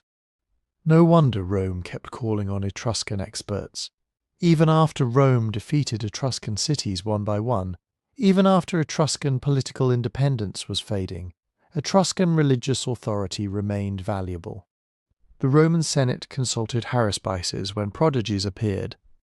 Etruscan specialists could be summoned to explain frightening signs and recommend the proper rites. Rome conquered Etruria, but it did not trust itself to interpret the gods without Etruscan help. That tells you how deep the prestige ran. The civilization Rome absorbed was not just a source of engineers, kings, artists, and warriors. It was also a source of sacred expertise. Rome inherited Etruscan rituals, symbols, and specialists because Roman leaders believed power depended on maintaining peace with forces no army could defeat. But there was one part of Etruscan civilization that Rome could never fully inherit: its voice. Because while the Romans preserved stories about Tages, Virgoia, lightning, and livers, the Etruscans' own words survived only in fragments, and those fragments are still waiting stubbornly to be understood. The Etruscans' own words survived only in fragments. And that is what makes them so frustrating, because we can read their letters. Mostly if you found an Etruscan inscription carved on a tomb, a vase, a bronze mirror, or a piece of pottery, an expert could usually sound out the characters. The alphabet is not locked away like Egyptian hieroglyphs were before the Rosetta Stone. It is not a code where every sign remains unknown. In fact, it came from a familiar family of writing systems. Sometime in the early 1st millennium BC, Etruscans adopted and adapted a version of the Greek alphabet, probably brought to Italy through contact with Greek settlers and traders. Those Greek letters had themselves descended from the Phoenician alphabet. The Etruscans reshaped them for their own language, writing mainly from right to left, though the direction could vary in earlier inscriptions, so an Etruscan text can look almost approachable. You can identify names. You can recognize recurring words. You can sound out a sentence. But sounding out a language is not the same as understanding it. Imagine being able to read every letter in a message written in a language you have never encountered. You can pronounce the sounds. But what do the words mean? Where does one grammatical idea end and another begin? Which word means sun, which means offering, which means temple, which means dead? That is the Etruscan problem, and it gets harder. Most of the languages spoken across ancient Europe belong to the vast Indo-European family. Latin was Indo-European. Greek was Indo-European. The Celtic languages were Indo-European. So were the ancestors of Germanic, Slavic, and many others. Etruscan was not. At least no convincing connection has been established. It appears to have belonged to a small and ancient language group sometimes called Tircanian, possibly related to Rhaetic, spoken in the Alps, and the language recorded on the island of Lemnos in the Aegean. But even that family is tiny, fragmentary, and difficult to reconstruct. There is no living descendant of Etruscan waiting in some remote valley, no later literary tradition preserving its grammar in full, no Etruscan equivalent of Latin, carried across continents by empire, church, law, and education. The language was gradually replaced by Latin, and when it disappeared, it took most of its secrets with it. What remains is a puzzle made of roughly 13,000 inscriptions. That sounds like a lot until you realize what most of them are. Names, here lies, this tomb belongs to, made by, given by a father's name, a mother's name, a title, an age at death, sometimes a formula marking a gift to a god. These inscriptions are incredibly valuable. They tell us about Etruscan families, social rank, naming customs, and the spread of literacy. They allow scholars to identify many common words with reasonable confidence. But they are not novels, they do not explain themselves. They do not give us long conversations, speeches, laws, histories, or myths in Etruscan voices. And that means even a word that appears dozens of times may remain uncertain. Scholars can often identify its role in a sentence without being completely sure of its meaning. Then there are the rare texts that make historians lean forward. The Pyrgi tablets are among the most important. 3 thin sheets of gold, discovered in 1964 near the ancient port sanctuary of Pyrgi, connected to the Etruscan city of Caia. 2 are written in Etruscan. 1 is written in Phoenician. That sounds like the breakthrough everyone had been waiting for. A bilingual text, an ancient translation, the Etruscan Rosetta Stone. But it is not quite that simple. The Phoenician tablet describes a dedication to the goddess Astarte by Theferi Velianus, a ruler or high official of Caere. The Etruscan tablets appear to describe a related dedication to Uni, an Etruscan goddess associated in some ways with Astarte, and later with the Roman Juno. The texts clearly overlap in purpose, but they are not exact line-by-line translations.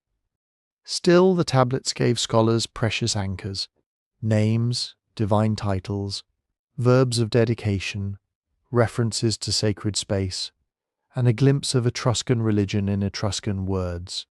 If you want to go deeper into mysteries like this, the channel's book about the 12 unexplained mysteries is available through the website, with the link in the description.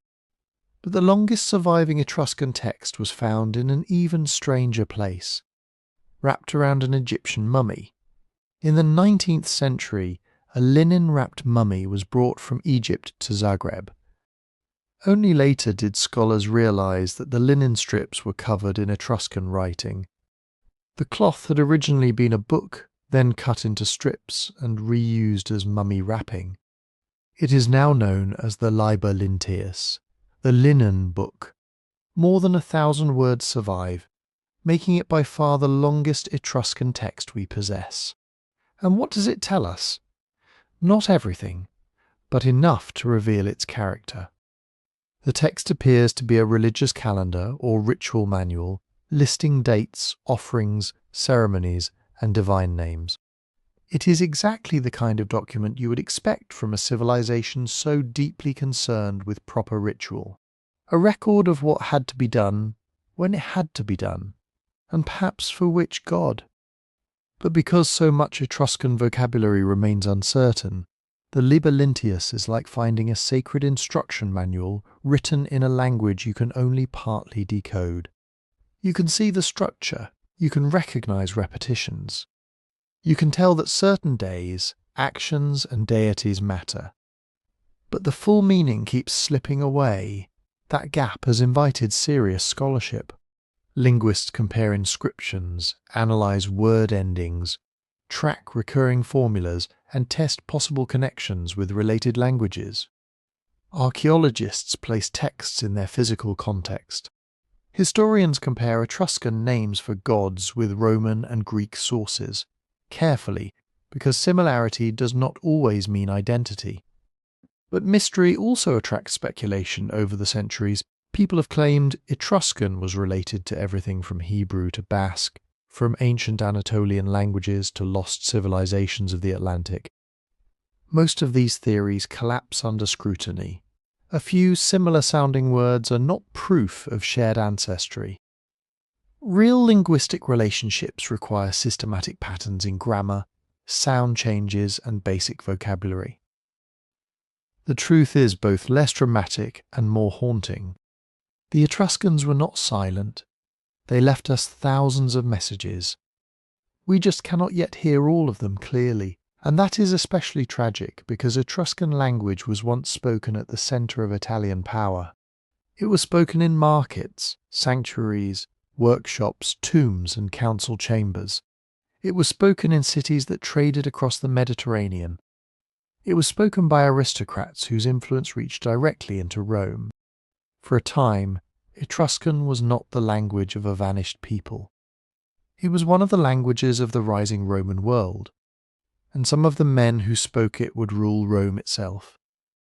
For a time, Etruscan was not the language of a vanished people.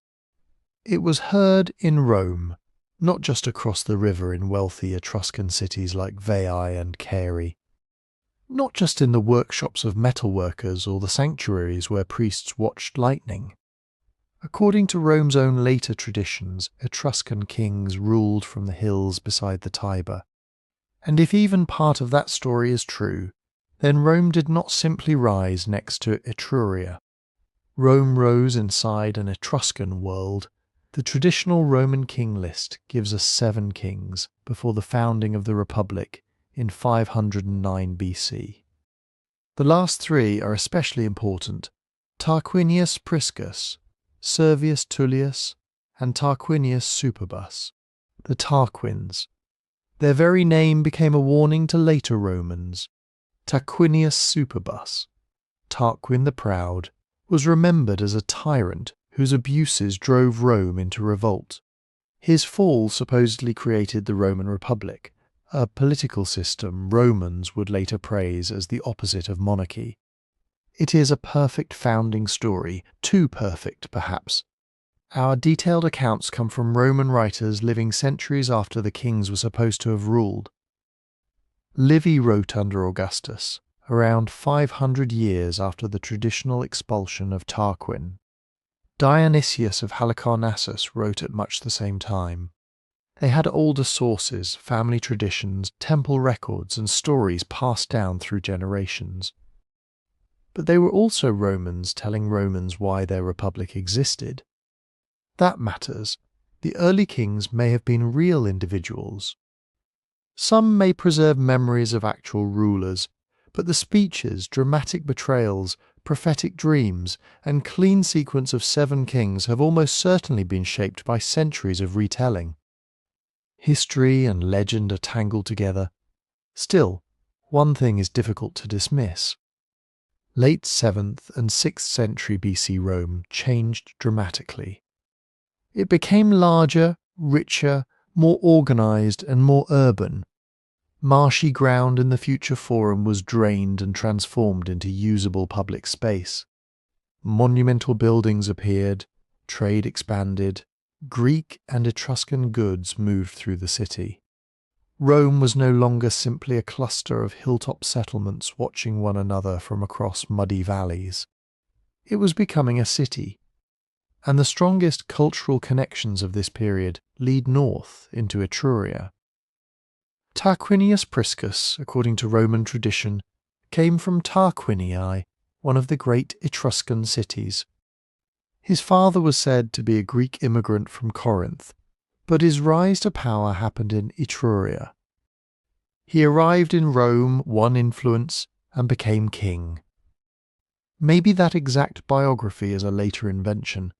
Maybe it compresses several generations of Etruscan influence into one memorable character. But the larger setting makes sense.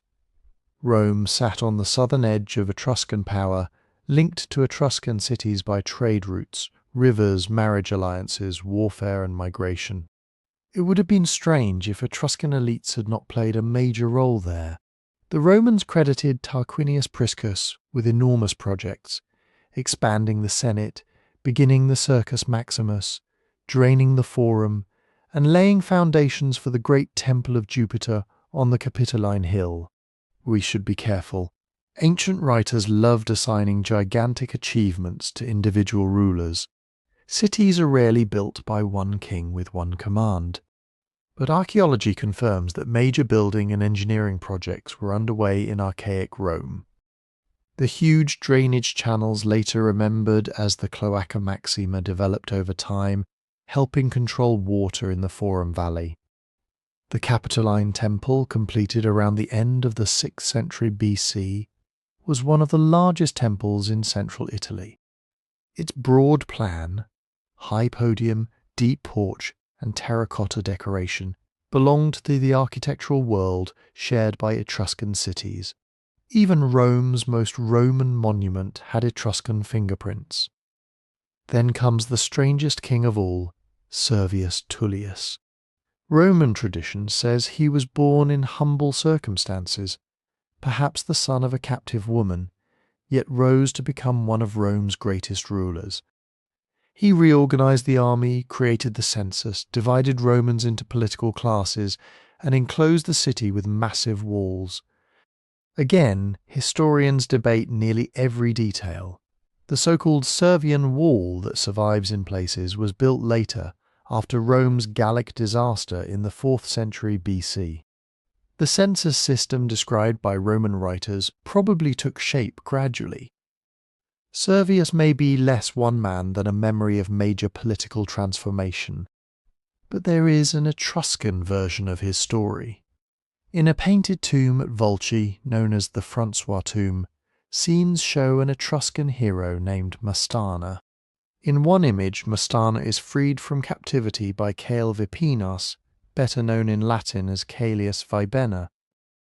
Centuries later, the Emperor Claudius, who had a deep interest in Etruscan history, claimed that Mastana and Servius Tullius were the same person.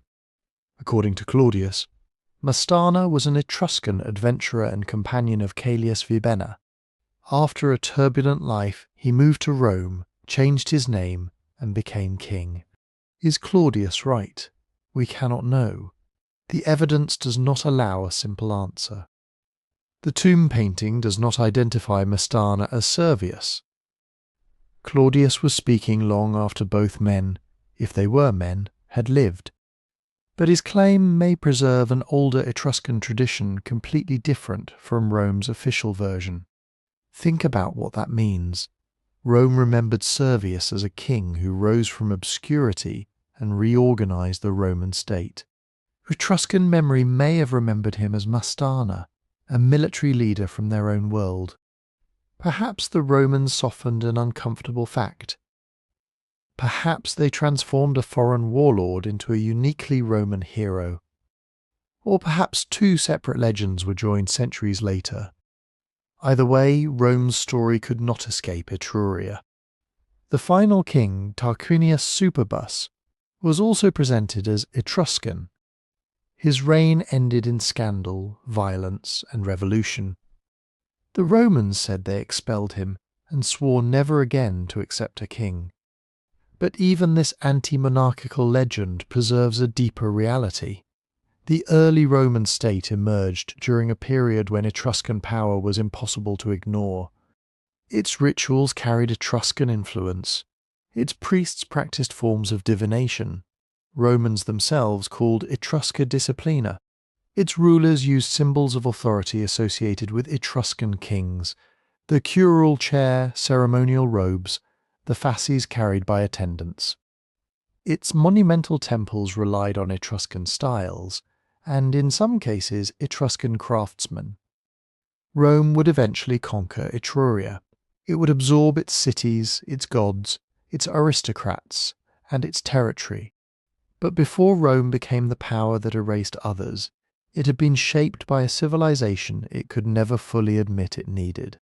And this is where the story becomes more complicated than a list of borrowed objects. Rome did not wake up one morning, look north, and decide to become Etruscan. Cultures do not work like that. What happened was slower, messier, and much more powerful. For generations, Romans lived beside Etruscan cities, traded with Etruscan merchants, hired Etruscan craftsmen, fought Etruscan armies, married into Etruscan families, and watched Etruscan elites perform the rituals of power.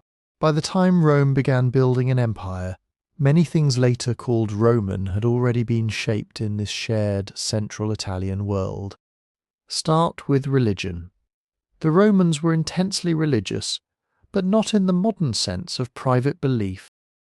Religion was public infrastructure before a battle, before an election, before a law was passed, before armies crossed a border. Roman officials wanted to know whether the gods approved, and some of the most important ways of finding out came from Etruria. The Romans themselves called this body of sacred knowledge the Etrusca disciplina, the Etruscan discipline.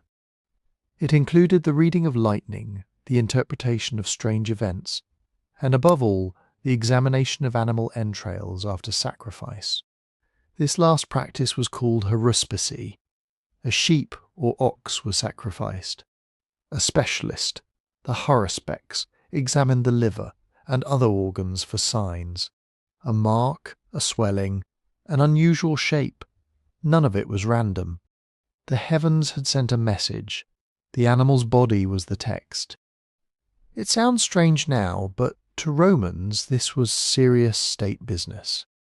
The Senate consulted Etruscan diviners in moments of crisis, when lightning struck a sacred place, when an animal gave birth to something unusual, when statues seemed to sweat or rivers changed colour.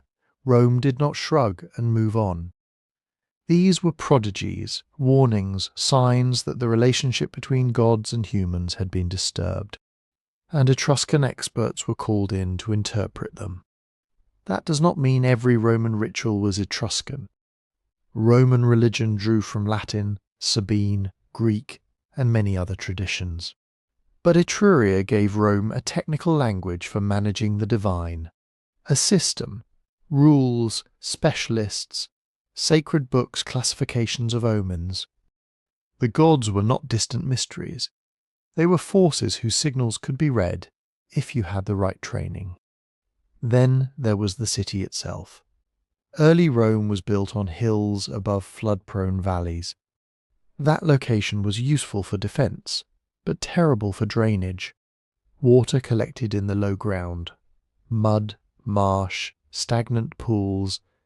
If Rome was going to become a real city, those valleys had to be controlled. So channels were cut, streams were redirected, ground was filled and levelled. The Great Drain, later known as the Cloaca Maxima, became the most famous symbol of this process, though it was not created in a single moment. It developed over centuries, expanded, rebuilt, and eventually transformed into one of the great sewer systems of the ancient world. But the original achievement was simple and revolutionary. Make wet land usable, turn a swampy valley into a public centre. The Forum, the political heart of Rome, existed because Romans learned how to engineer the landscape beneath their feet. Etruscan cities had faced similar problems, building roads, drains, walls, sanctuaries, and planned urban spaces across the valleys and ridges of central Italy. Rome's builders were working within that broader tradition. The same is true of temples. Greek temples often emphasized columns visible from every side. The traditional Etruscan temple, as described later by the Roman architect Vitruvius, was different. It stood high on a podium, it faced forward. A broad staircase led to a deep porch. The front mattered most because that was where worshippers approached, where priests performed rituals, where the boundary between ordinary space and sacred space was crossed. The great Capitoline Temple of Jupiter followed this central Italian model. It was enormous, richly decorated with painted terracotta, and designed to dominate the hill above Rome. Its form was not purely Etruscan, and our evidence is incomplete. But its architecture belongs to a world in which Roman, Latin, Greek, and Etruscan ideas were constantly mixing. Even the famous Roman arch needs a warning label. Romans did not invent the arch. Arches existed long before Rome, in the Near East and elsewhere. Nor can we say that every Roman arch came directly from Etruscan builders. But Etruscans used true stone arches in gates, tombs, and drainage works, and Roman engineers inherited practical knowledge from the peoples of Italy before turning it into something vast. That is the pattern again and again. Not one invention, not one transfer, a foundation of techniques, then Roman expansion on an almost unimaginable scale. The symbols of Roman authority tell the same story. Picture a Roman magistrate entering a public space.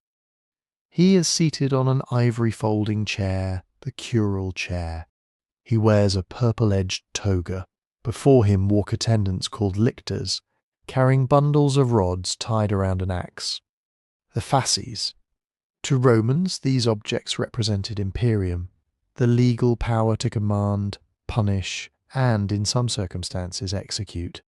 Later generations would see them as symbols of the Roman state itself. Roman authors connected these emblems to Etruscan kings. The curule chair, the lictors, the fasces, ceremonial robes, and parts of triumphal display were all said to have come from Etruria. Modern historians cannot verify every detail of that story. Romans often liked to give foreign origins to impressive institutions, especially when those institutions seemed ancient. But the broader connection is hard to ignore. Etruscan rulers used elaborate public ceremony. They understood that power had to be seen.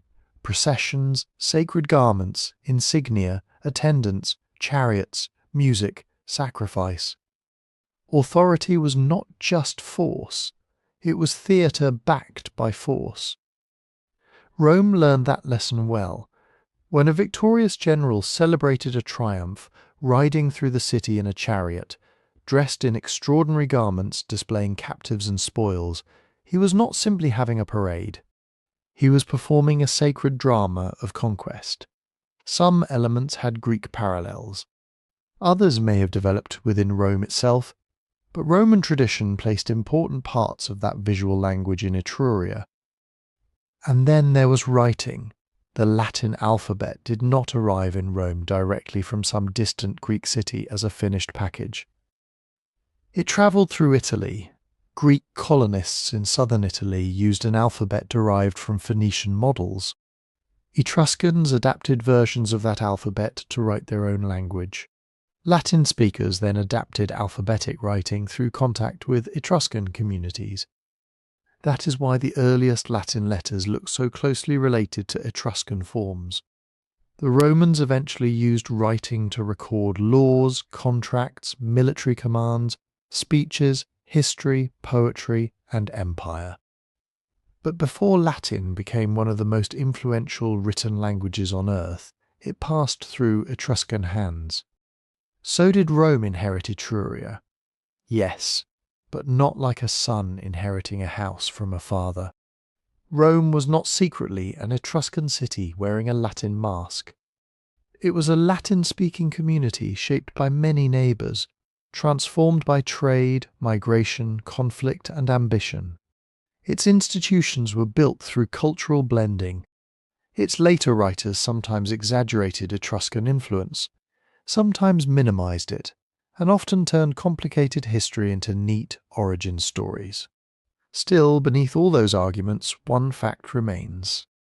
Rome's roads, armies, laws, and empire would come later. Before that, it learned how to become a city, and Etruria was one of its greatest teachers. But being Rome's teacher did not make Etruria safe from Rome. In fact, the very thing that had made Etruria powerful also made it vulnerable. The Etruscans were never one unified kingdom. They shared religious traditions, artistic styles, a language and networks of trade. Their leading cities met in a loose confederation, traditionally associated with 12 major communities.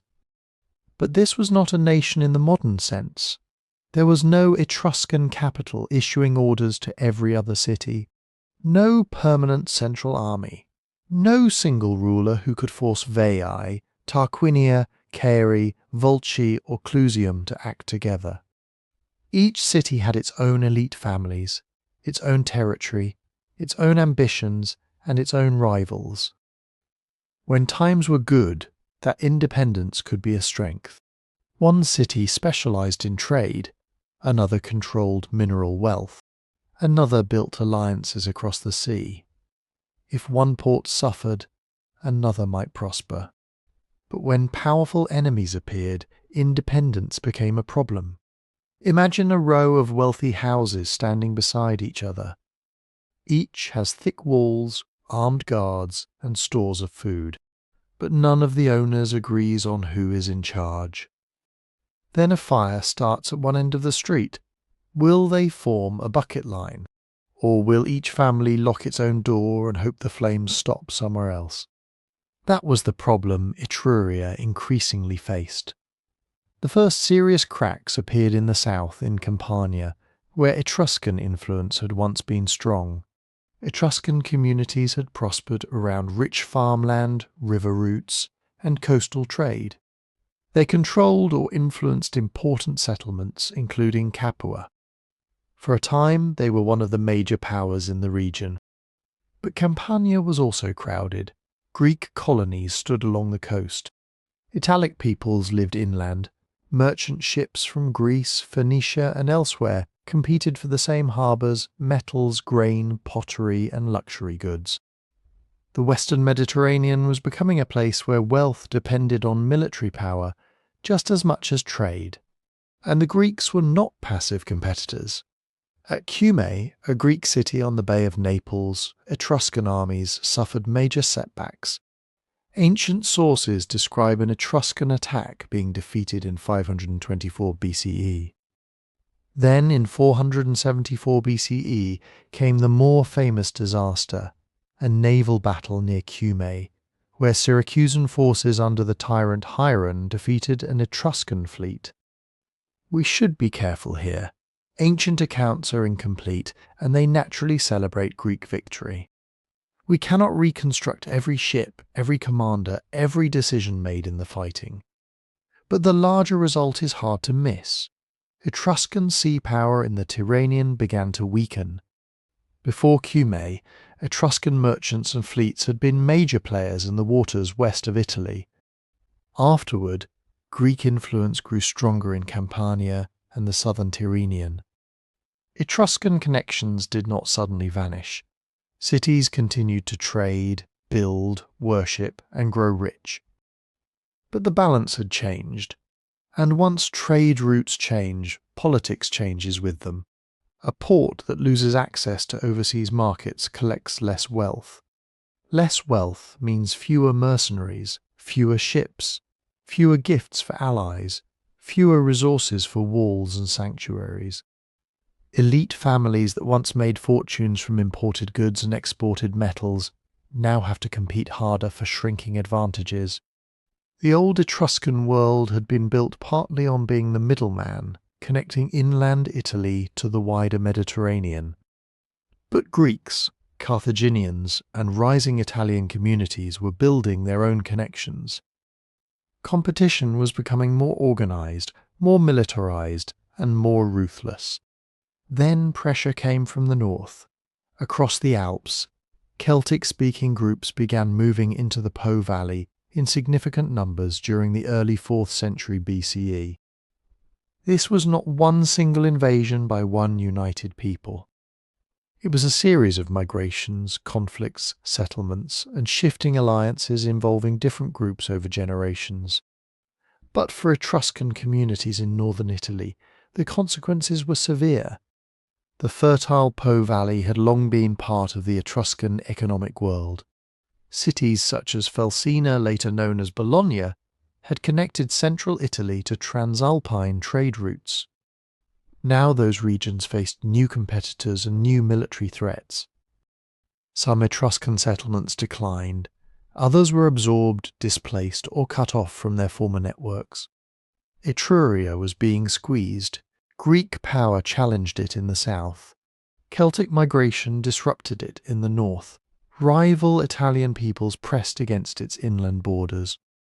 And in the centre, one small Latin city was becoming harder to ignore: Rome. But none of this means the Etruscan civilization simply collapsed in a single dramatic moment. That is the trap. History loves a clean ending: one battle, one burning city, one final king walking into exile. Real decline is usually messier. Some Etruscan cities weakened early. Others remained wealthy and influential for generations. Ceri continued to maintain overseas connections. Tarquinia and Volci still produced extraordinary art. Northern cities faced pressures different from southern ones. Coastal communities had different options from inland communities. Etruria was not dying all at once. It was losing room to maneuver. And as its cities faced threats from every direction, they still had to watch each other. That was when Rome began looking across the Tiber at its nearest great Etruscan rival. A city called Veii. Veii was not some distant kingdom at the edge of the map. It stood only about 16 kilometres from Rome, on a high plateau beyond the Tiber.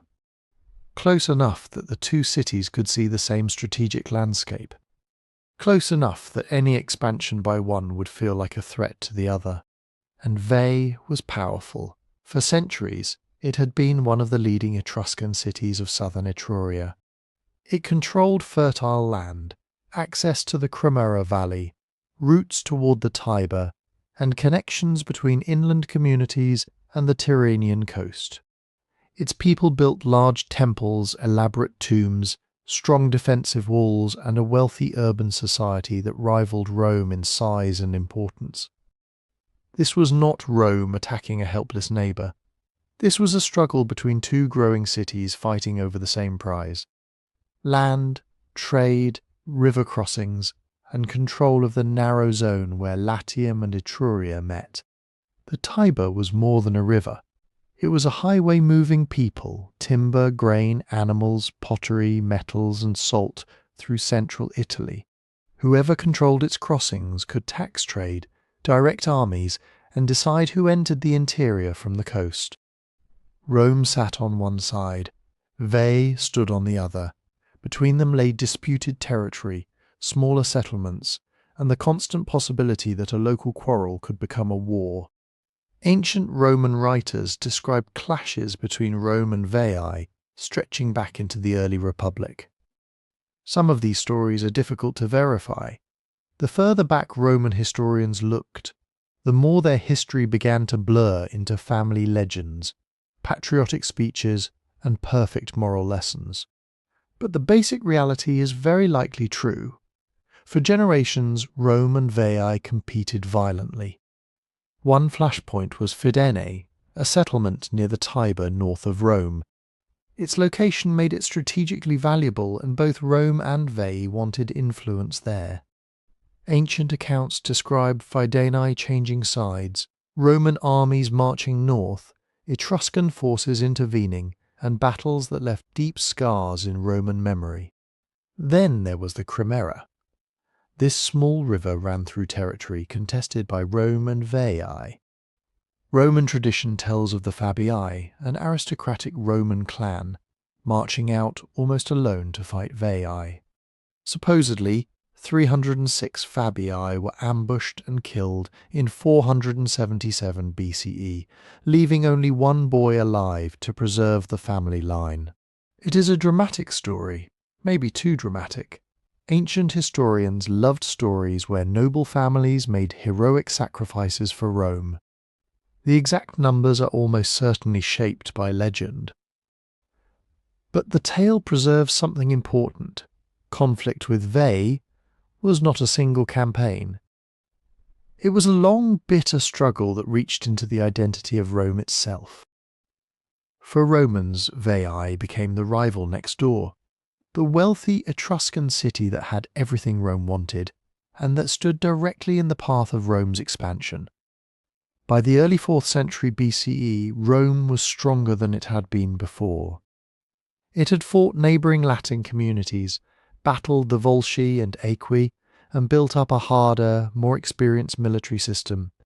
Veii was still formidable, but Rome was now able to commit greater resources to the fight. According to the traditional Roman story, the final war began in 406 BCE and lasted 10 years. 10 years. Roman writers deliberately compared it to the Trojan War.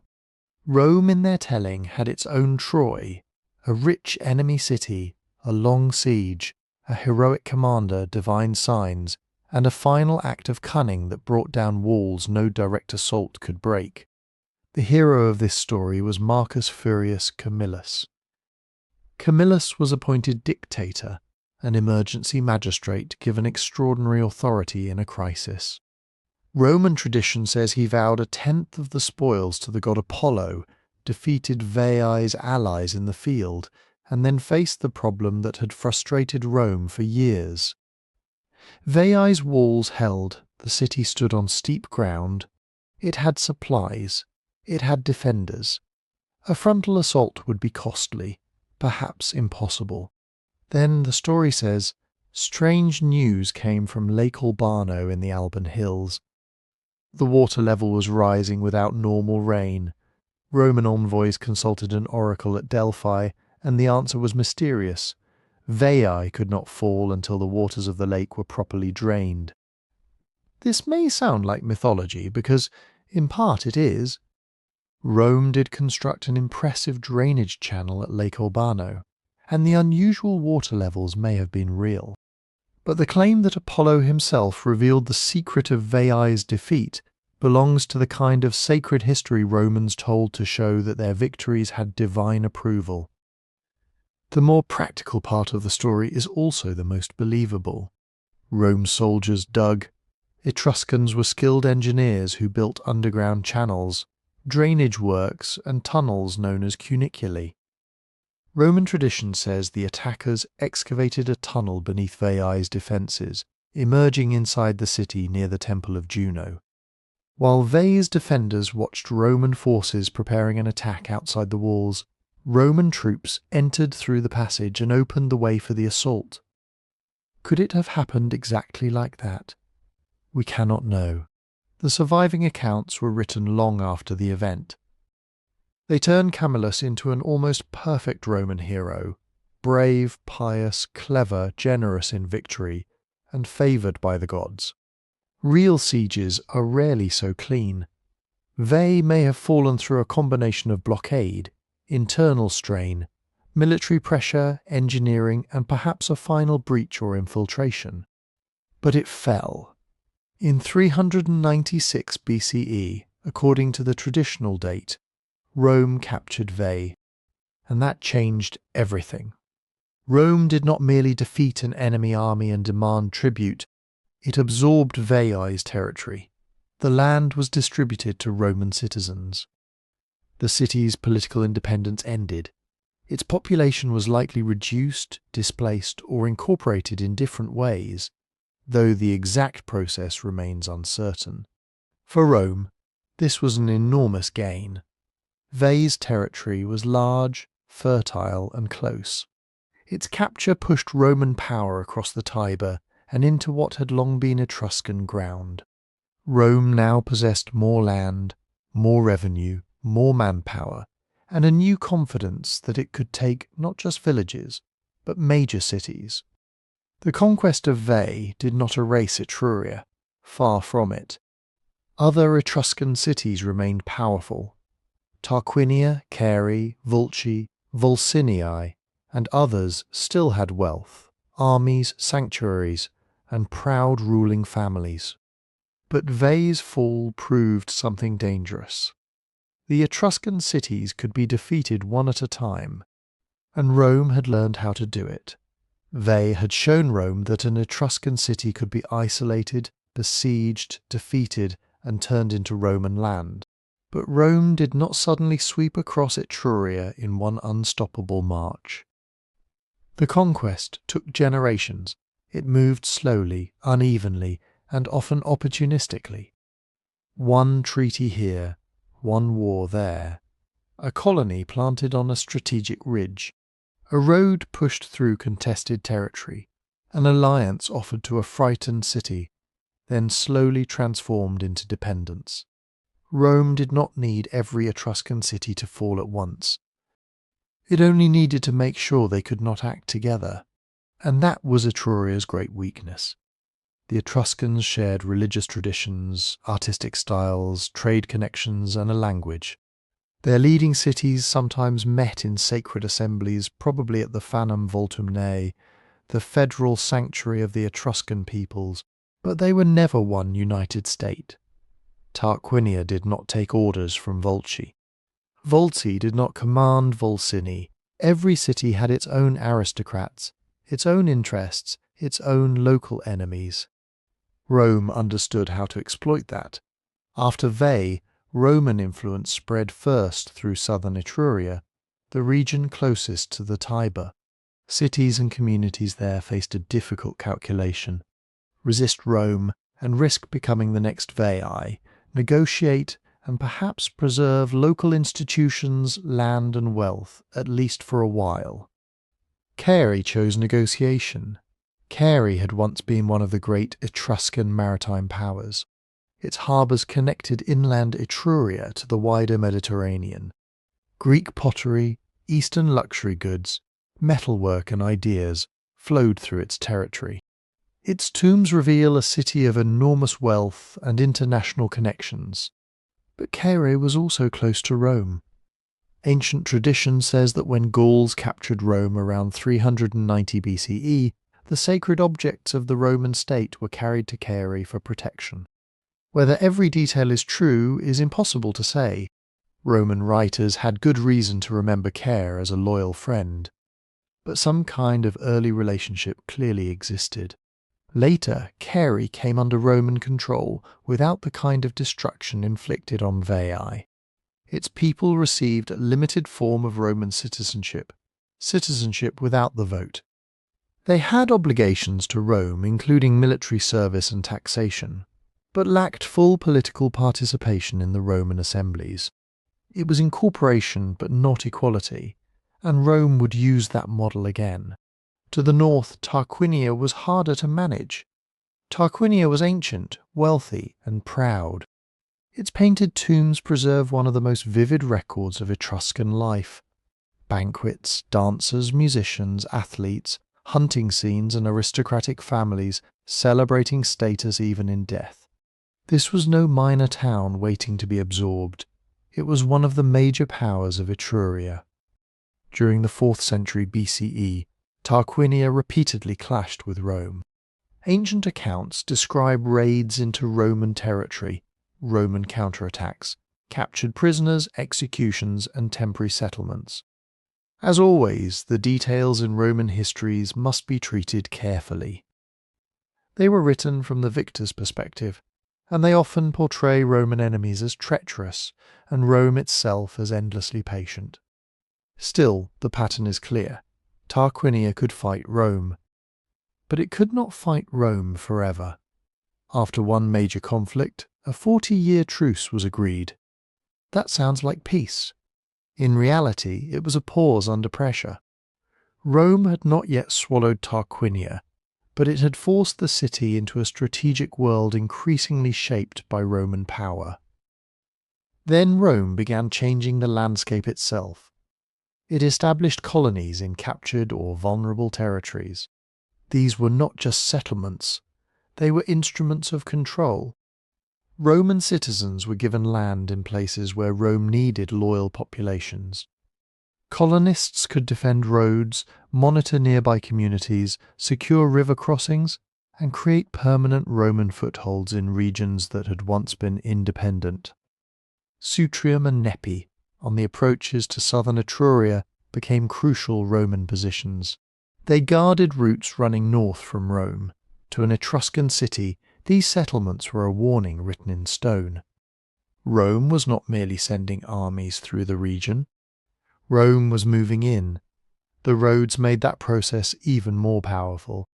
A road is easy to mistake for a neutral piece of infrastructure. A useful path, a way to move goods and travellers. But Roman roads were also military machines built into the earth. They allowed legions to march faster, supplies to follow, messengers to travel, officials to inspect, and settlers to arrive. The Via Aurelia eventually ran north along the Tyrrhenian coast. The Via Cassia pushed through inland Etruria. Other routes linked Rome to its colonies, allies, and newly conquered territories. They connected places that had once looked toward their own city centres and pulled them into an expanding Roman network. For local elites, cooperation could be profitable. Roman markets were huge. Roman protection could be useful. A city that accepted treaty obligations might keep its magistrates, its sanctuaries, and much of its daily life. But autonomy was shrinking. Volci felt this pressure with particular force. Like Caere, Volci had been enriched by trade.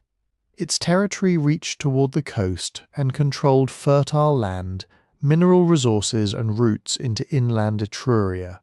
For centuries, Volci had exported Etruscan goods across the Mediterranean and imported Greek pottery in astonishing quantities.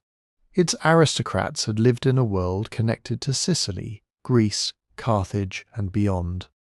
But Mediterranean trade was changing. Greek colonies, Carthaginian power, and Rome's own expansion altered the old balance. And as Rome moved north, Volci found itself exposed. By the early 3rd century BCE, Rome defeated Volci and took territory from it.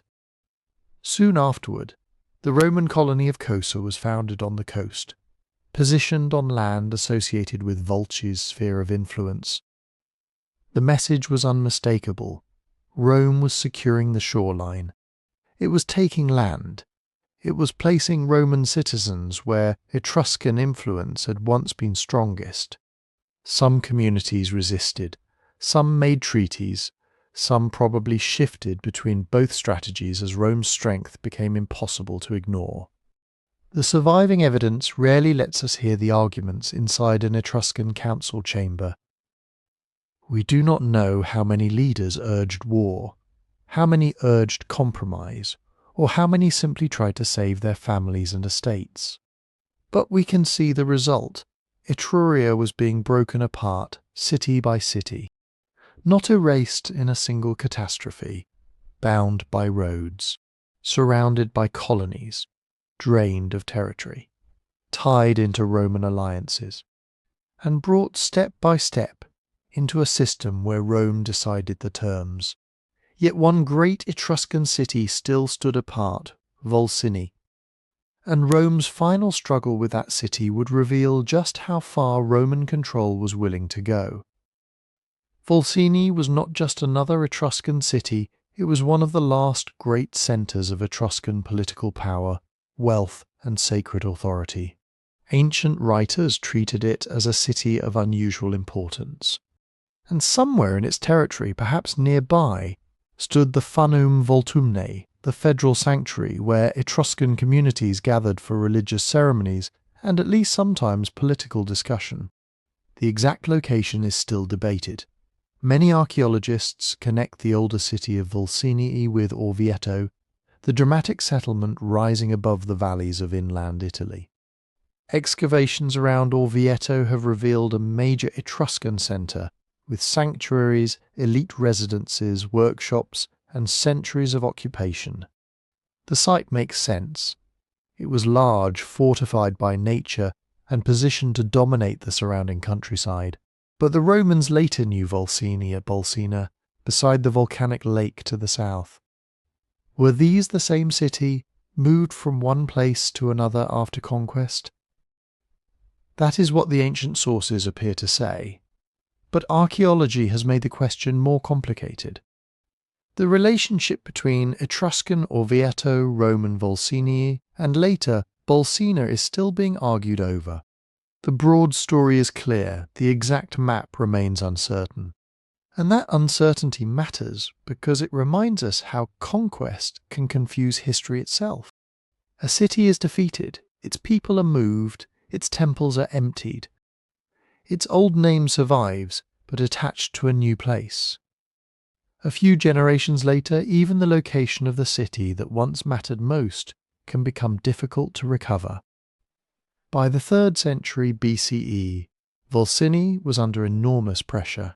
Rome had defeated Etruscan cities to the south. It had taken land, planted colonies, and imposed treaties.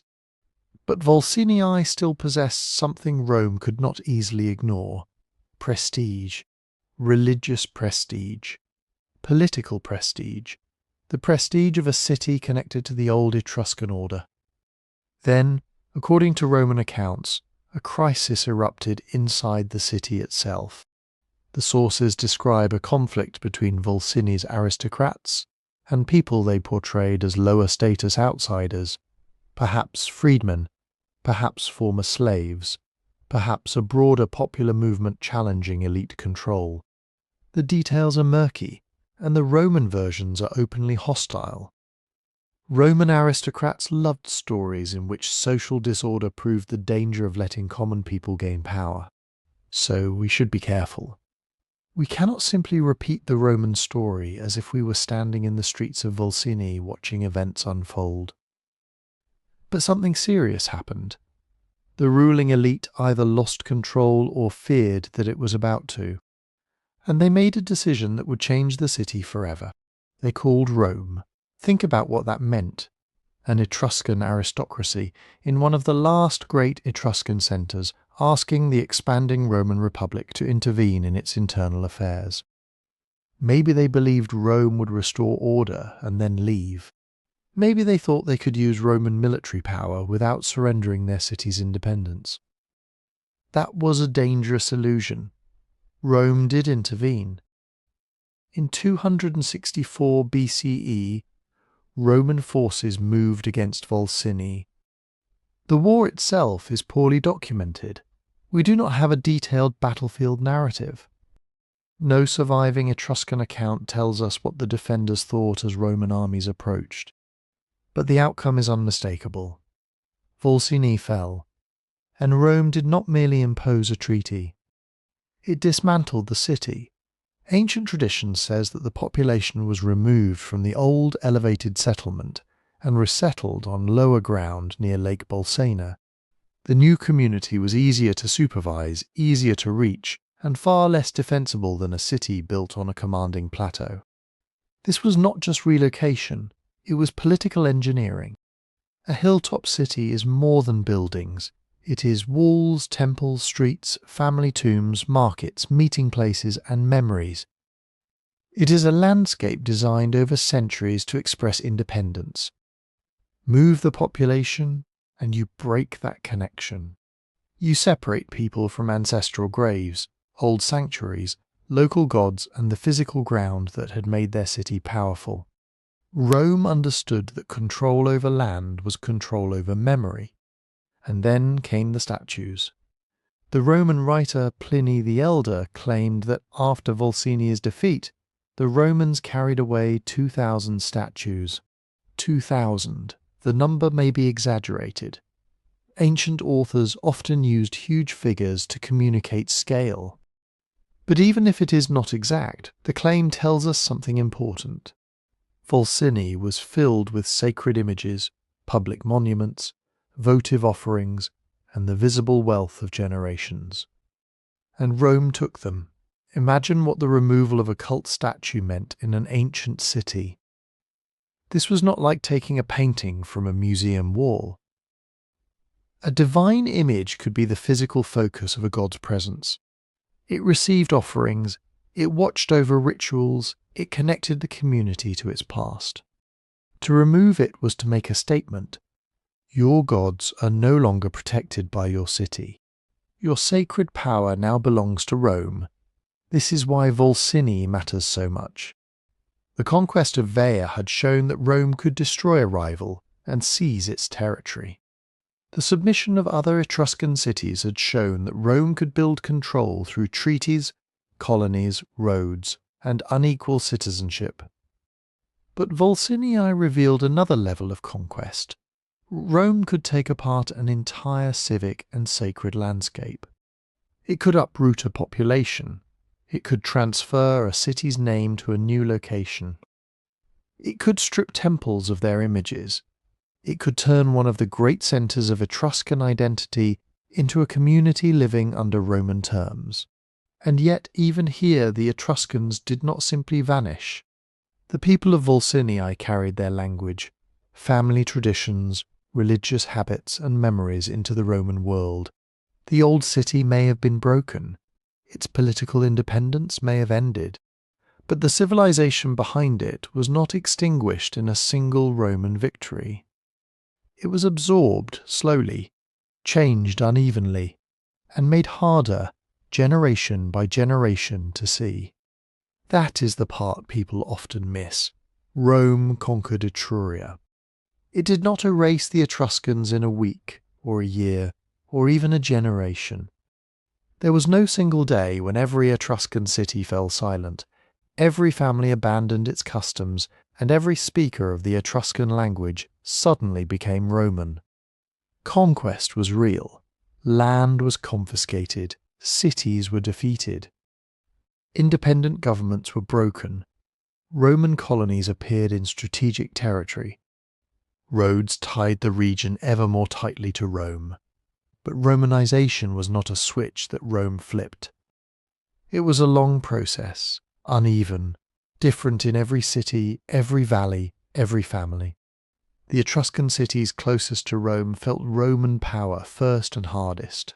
Veii was destroyed in the early 4th century BCE.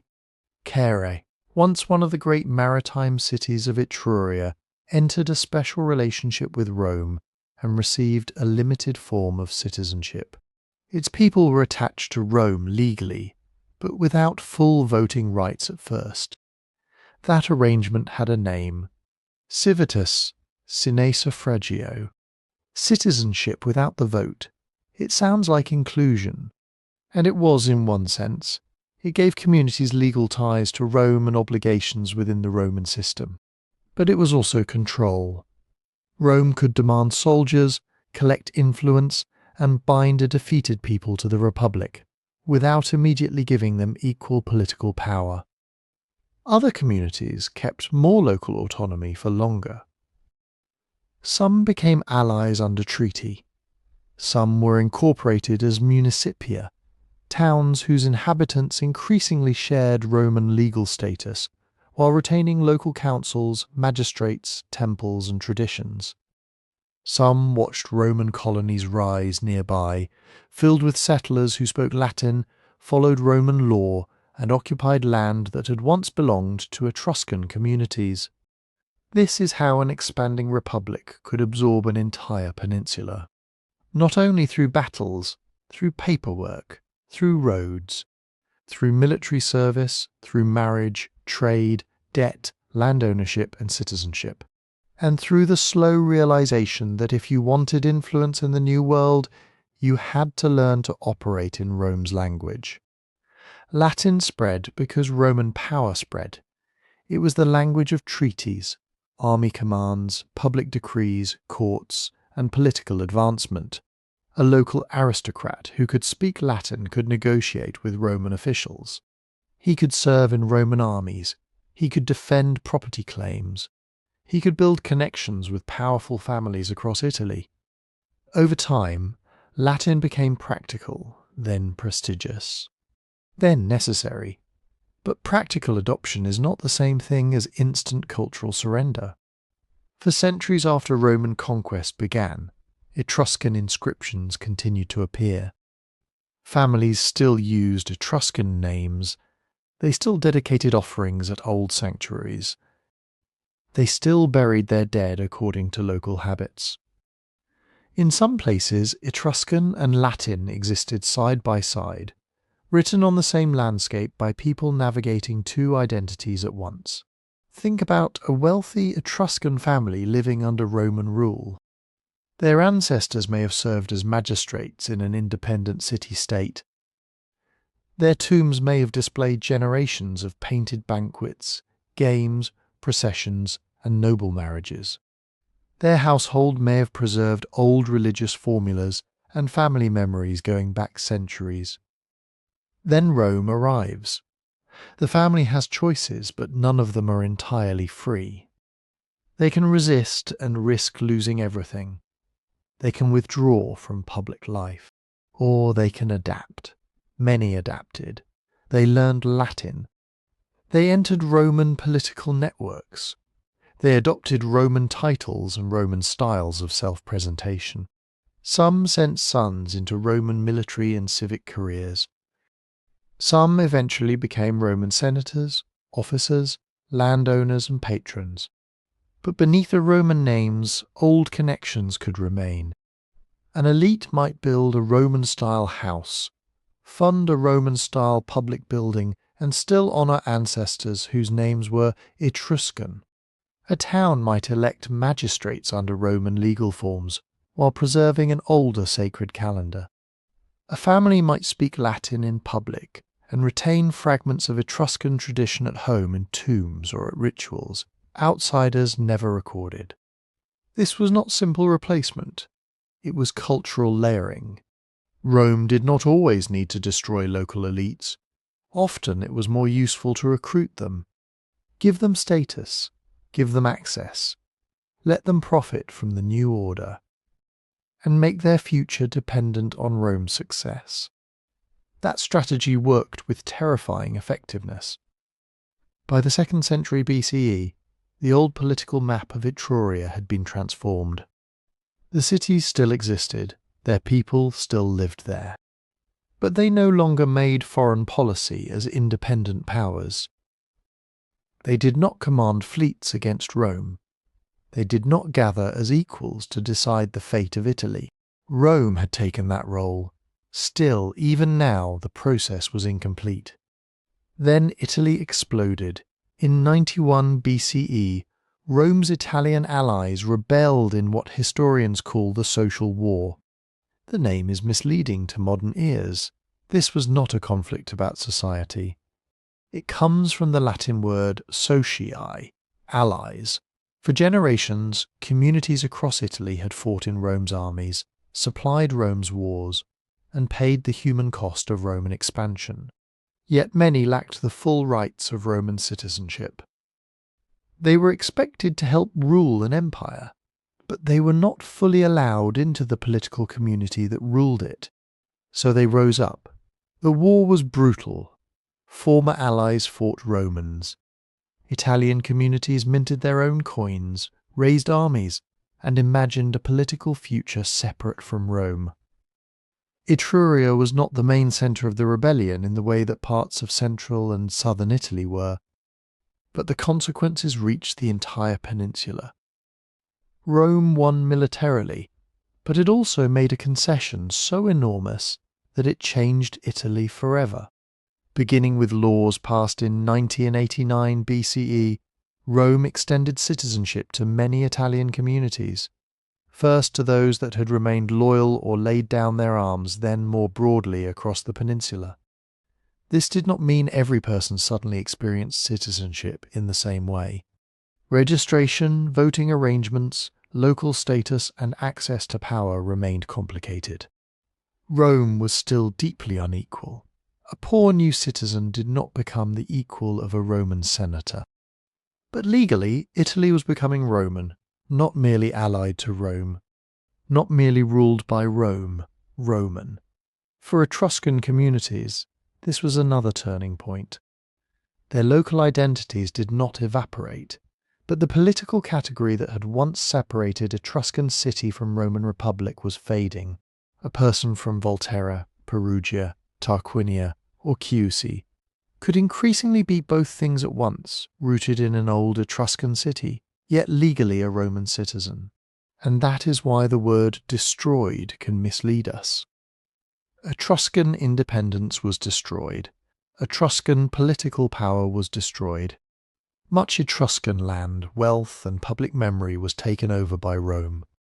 But the Etruscans themselves were not physically wiped from Italy. They became part of the Roman population.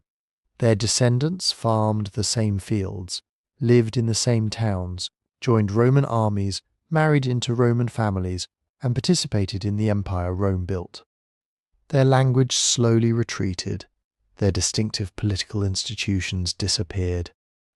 Their art and religious practices changed under Roman pressure. But people do not vanish simply because their old state does. Sometimes they survive so completely inside the conquering world that later generations forget they were ever separate. And that, in a way, is what happened next, and that is why the Etruscans can seem erased. Not because they disappeared, because the world that remembered them was built by Rome. Think about how history usually survives. A civilization writes its own stories. Its kings record victories. Its priests preserve sacred books. Its poets celebrate heroes. Its officials leave archives laws, speeches, letters, lists of names, arguments, jokes, gossip, complaints about taxes, everything that lets later generations hear a people speaking in their own voice. Then other people read those texts, copy them, teach them, argue about them, and keep copying them for centuries. That is how Greece survived. That is how Rome survived. But the Etruscans were not so lucky. They had writing. We know that. They left thousands of inscriptions, names on tombs, dedications to gods, ownership marks, curses, short religious text, labels on objects, fragments of ritual instruction. We can read much of the Etruscan alphabet because it was adapted from Greek letters. But reading the letters is not the same thing as understanding the language. Etruscan was not Latin. It was not Greek. It does not seem to belong closely to the Indo-European language family that includes Latin, Greek, and most modern European languages. We can identify many words. We can recognize names, family relationships, titles, numbers, and formulas used in religion and burial. But much of the language remains difficult. And even more important, the great Etruscan books are gone. Ancient writers tell us that the Etruscans possessed religious texts. Romans referred to the Etrusca Disciplina, the Etruscan body of sacred knowledge governing divination, ritual lightning omens, and the proper relationship between humans and gods. There were supposedly books attributed to prophetic figures like Tages and Vigoia. But those books did not survive. Maybe they were copied onto perishable materials. Maybe they stopped being copied once Latin became dominant. Maybe temples, libraries, and aristocratic households were destroyed, abandoned, or simply transformed. Maybe generations of bilingual Etruscans chose Roman education for their children, because Roman education opened doors. Whatever the exact chain of events, the result is devastating. We have the labels, we do not have the library. Imagine trying to understand Rome if nearly every Roman text vanished.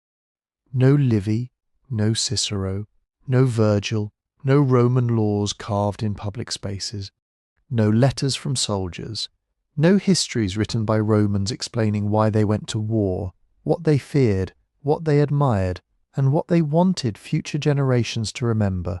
Now imagine that almost everything you knew about Rome came from its enemies. That is close to the position we are in with the Etruscans. Much of the surviving historical narrative was written by Greeks and Romans, and the Romans won. Rome did not merely conquer Etruscan cities. It became the machine that preserved history across Europe for the next 2,000 years. Roman authors were copied by medieval monks. Roman inscriptions were collected by Renaissance scholars. Roman law, Roman architecture, Roman language, and Roman political memory became foundations of later European culture. The Etruscans became a chapter in Rome's origin story. Sometimes an important chapter, sometimes a frightening one, sometimes an embarrassing one, but still Rome's chapter. Roman writers remembered Etruscan kings ruling early Rome. They remembered Etruscan rituals, Etruscan augurs, Etruscan symbols of authority. They remembered wars against Veii, Volsinii, Tarquinia, and other cities. But they tended to see Etruria from the outside, through Roman needs and Roman assumptions, and Roman stereotypes could flatten an entire civilization. To some Roman writers, the Etruscans were luxurious, soft, excessively devoted to banquets, perfume, music, display, and pleasure. To others, they were superstitious, obsessed with omens, afraid of lightning, always consulting priests, inspecting animal entrails, searching the sky for signs that the gods were angry. There is a little truth inside those descriptions. Etruscan elites did hold elaborate banquets.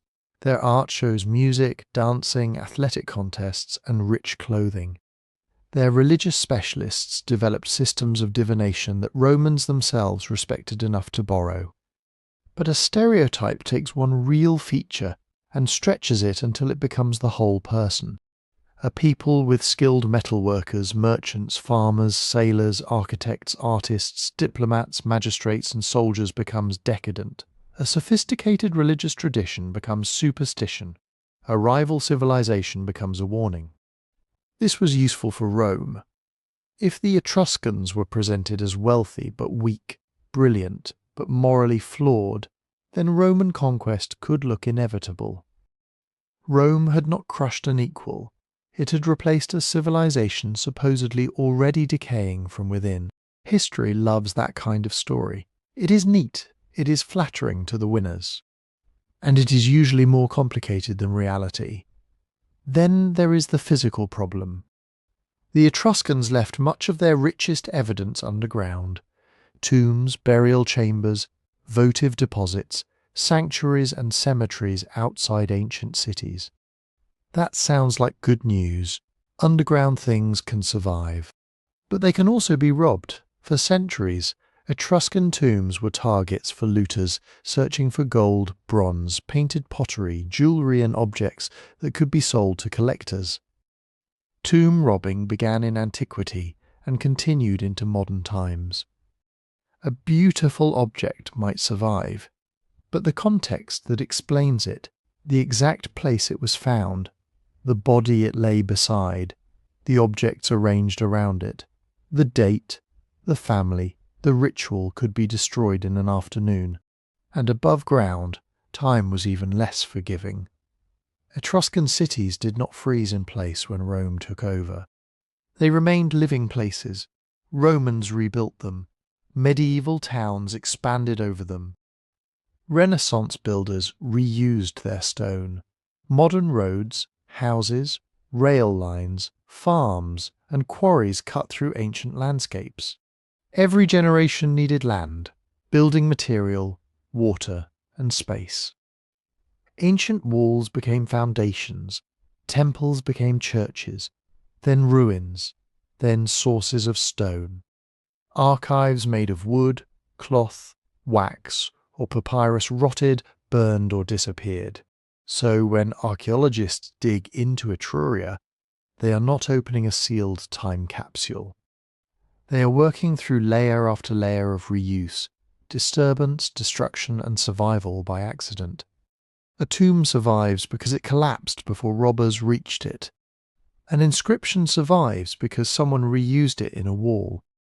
A bronze statue survives because it was buried, hidden, or thrown into a sacred pool. The evidence we have is extraordinary, but it is not complete. It is a civilization seen through gaps, through graves more often than houses, through objects more often than books, through Roman commentary more often than Etruscan testimony. That is the real meaning of erasure, not extermination, not a single bonfire in which Etruria vanished forever.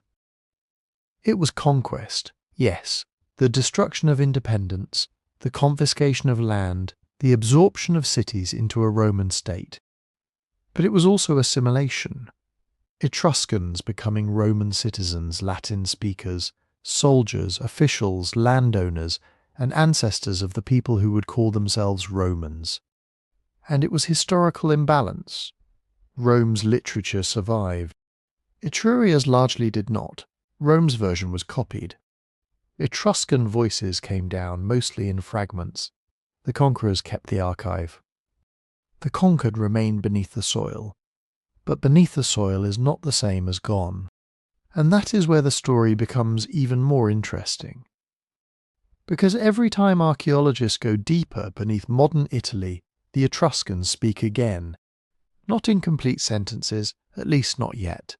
Not through lost histories written by Etruscan kings or poets. But through foundations, wells, workshops, temples, tombs, broken cups, bronze mirrors, imported perfume jars, shipwreck cargoes, votive offerings dropped into sacred water 2,500 years ago.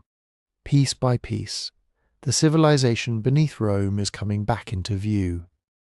And what emerges is not a primitive people waiting for Rome to civilize them. It is a network of powerful urban societies that had already transformed central Italy long before Rome became an empire.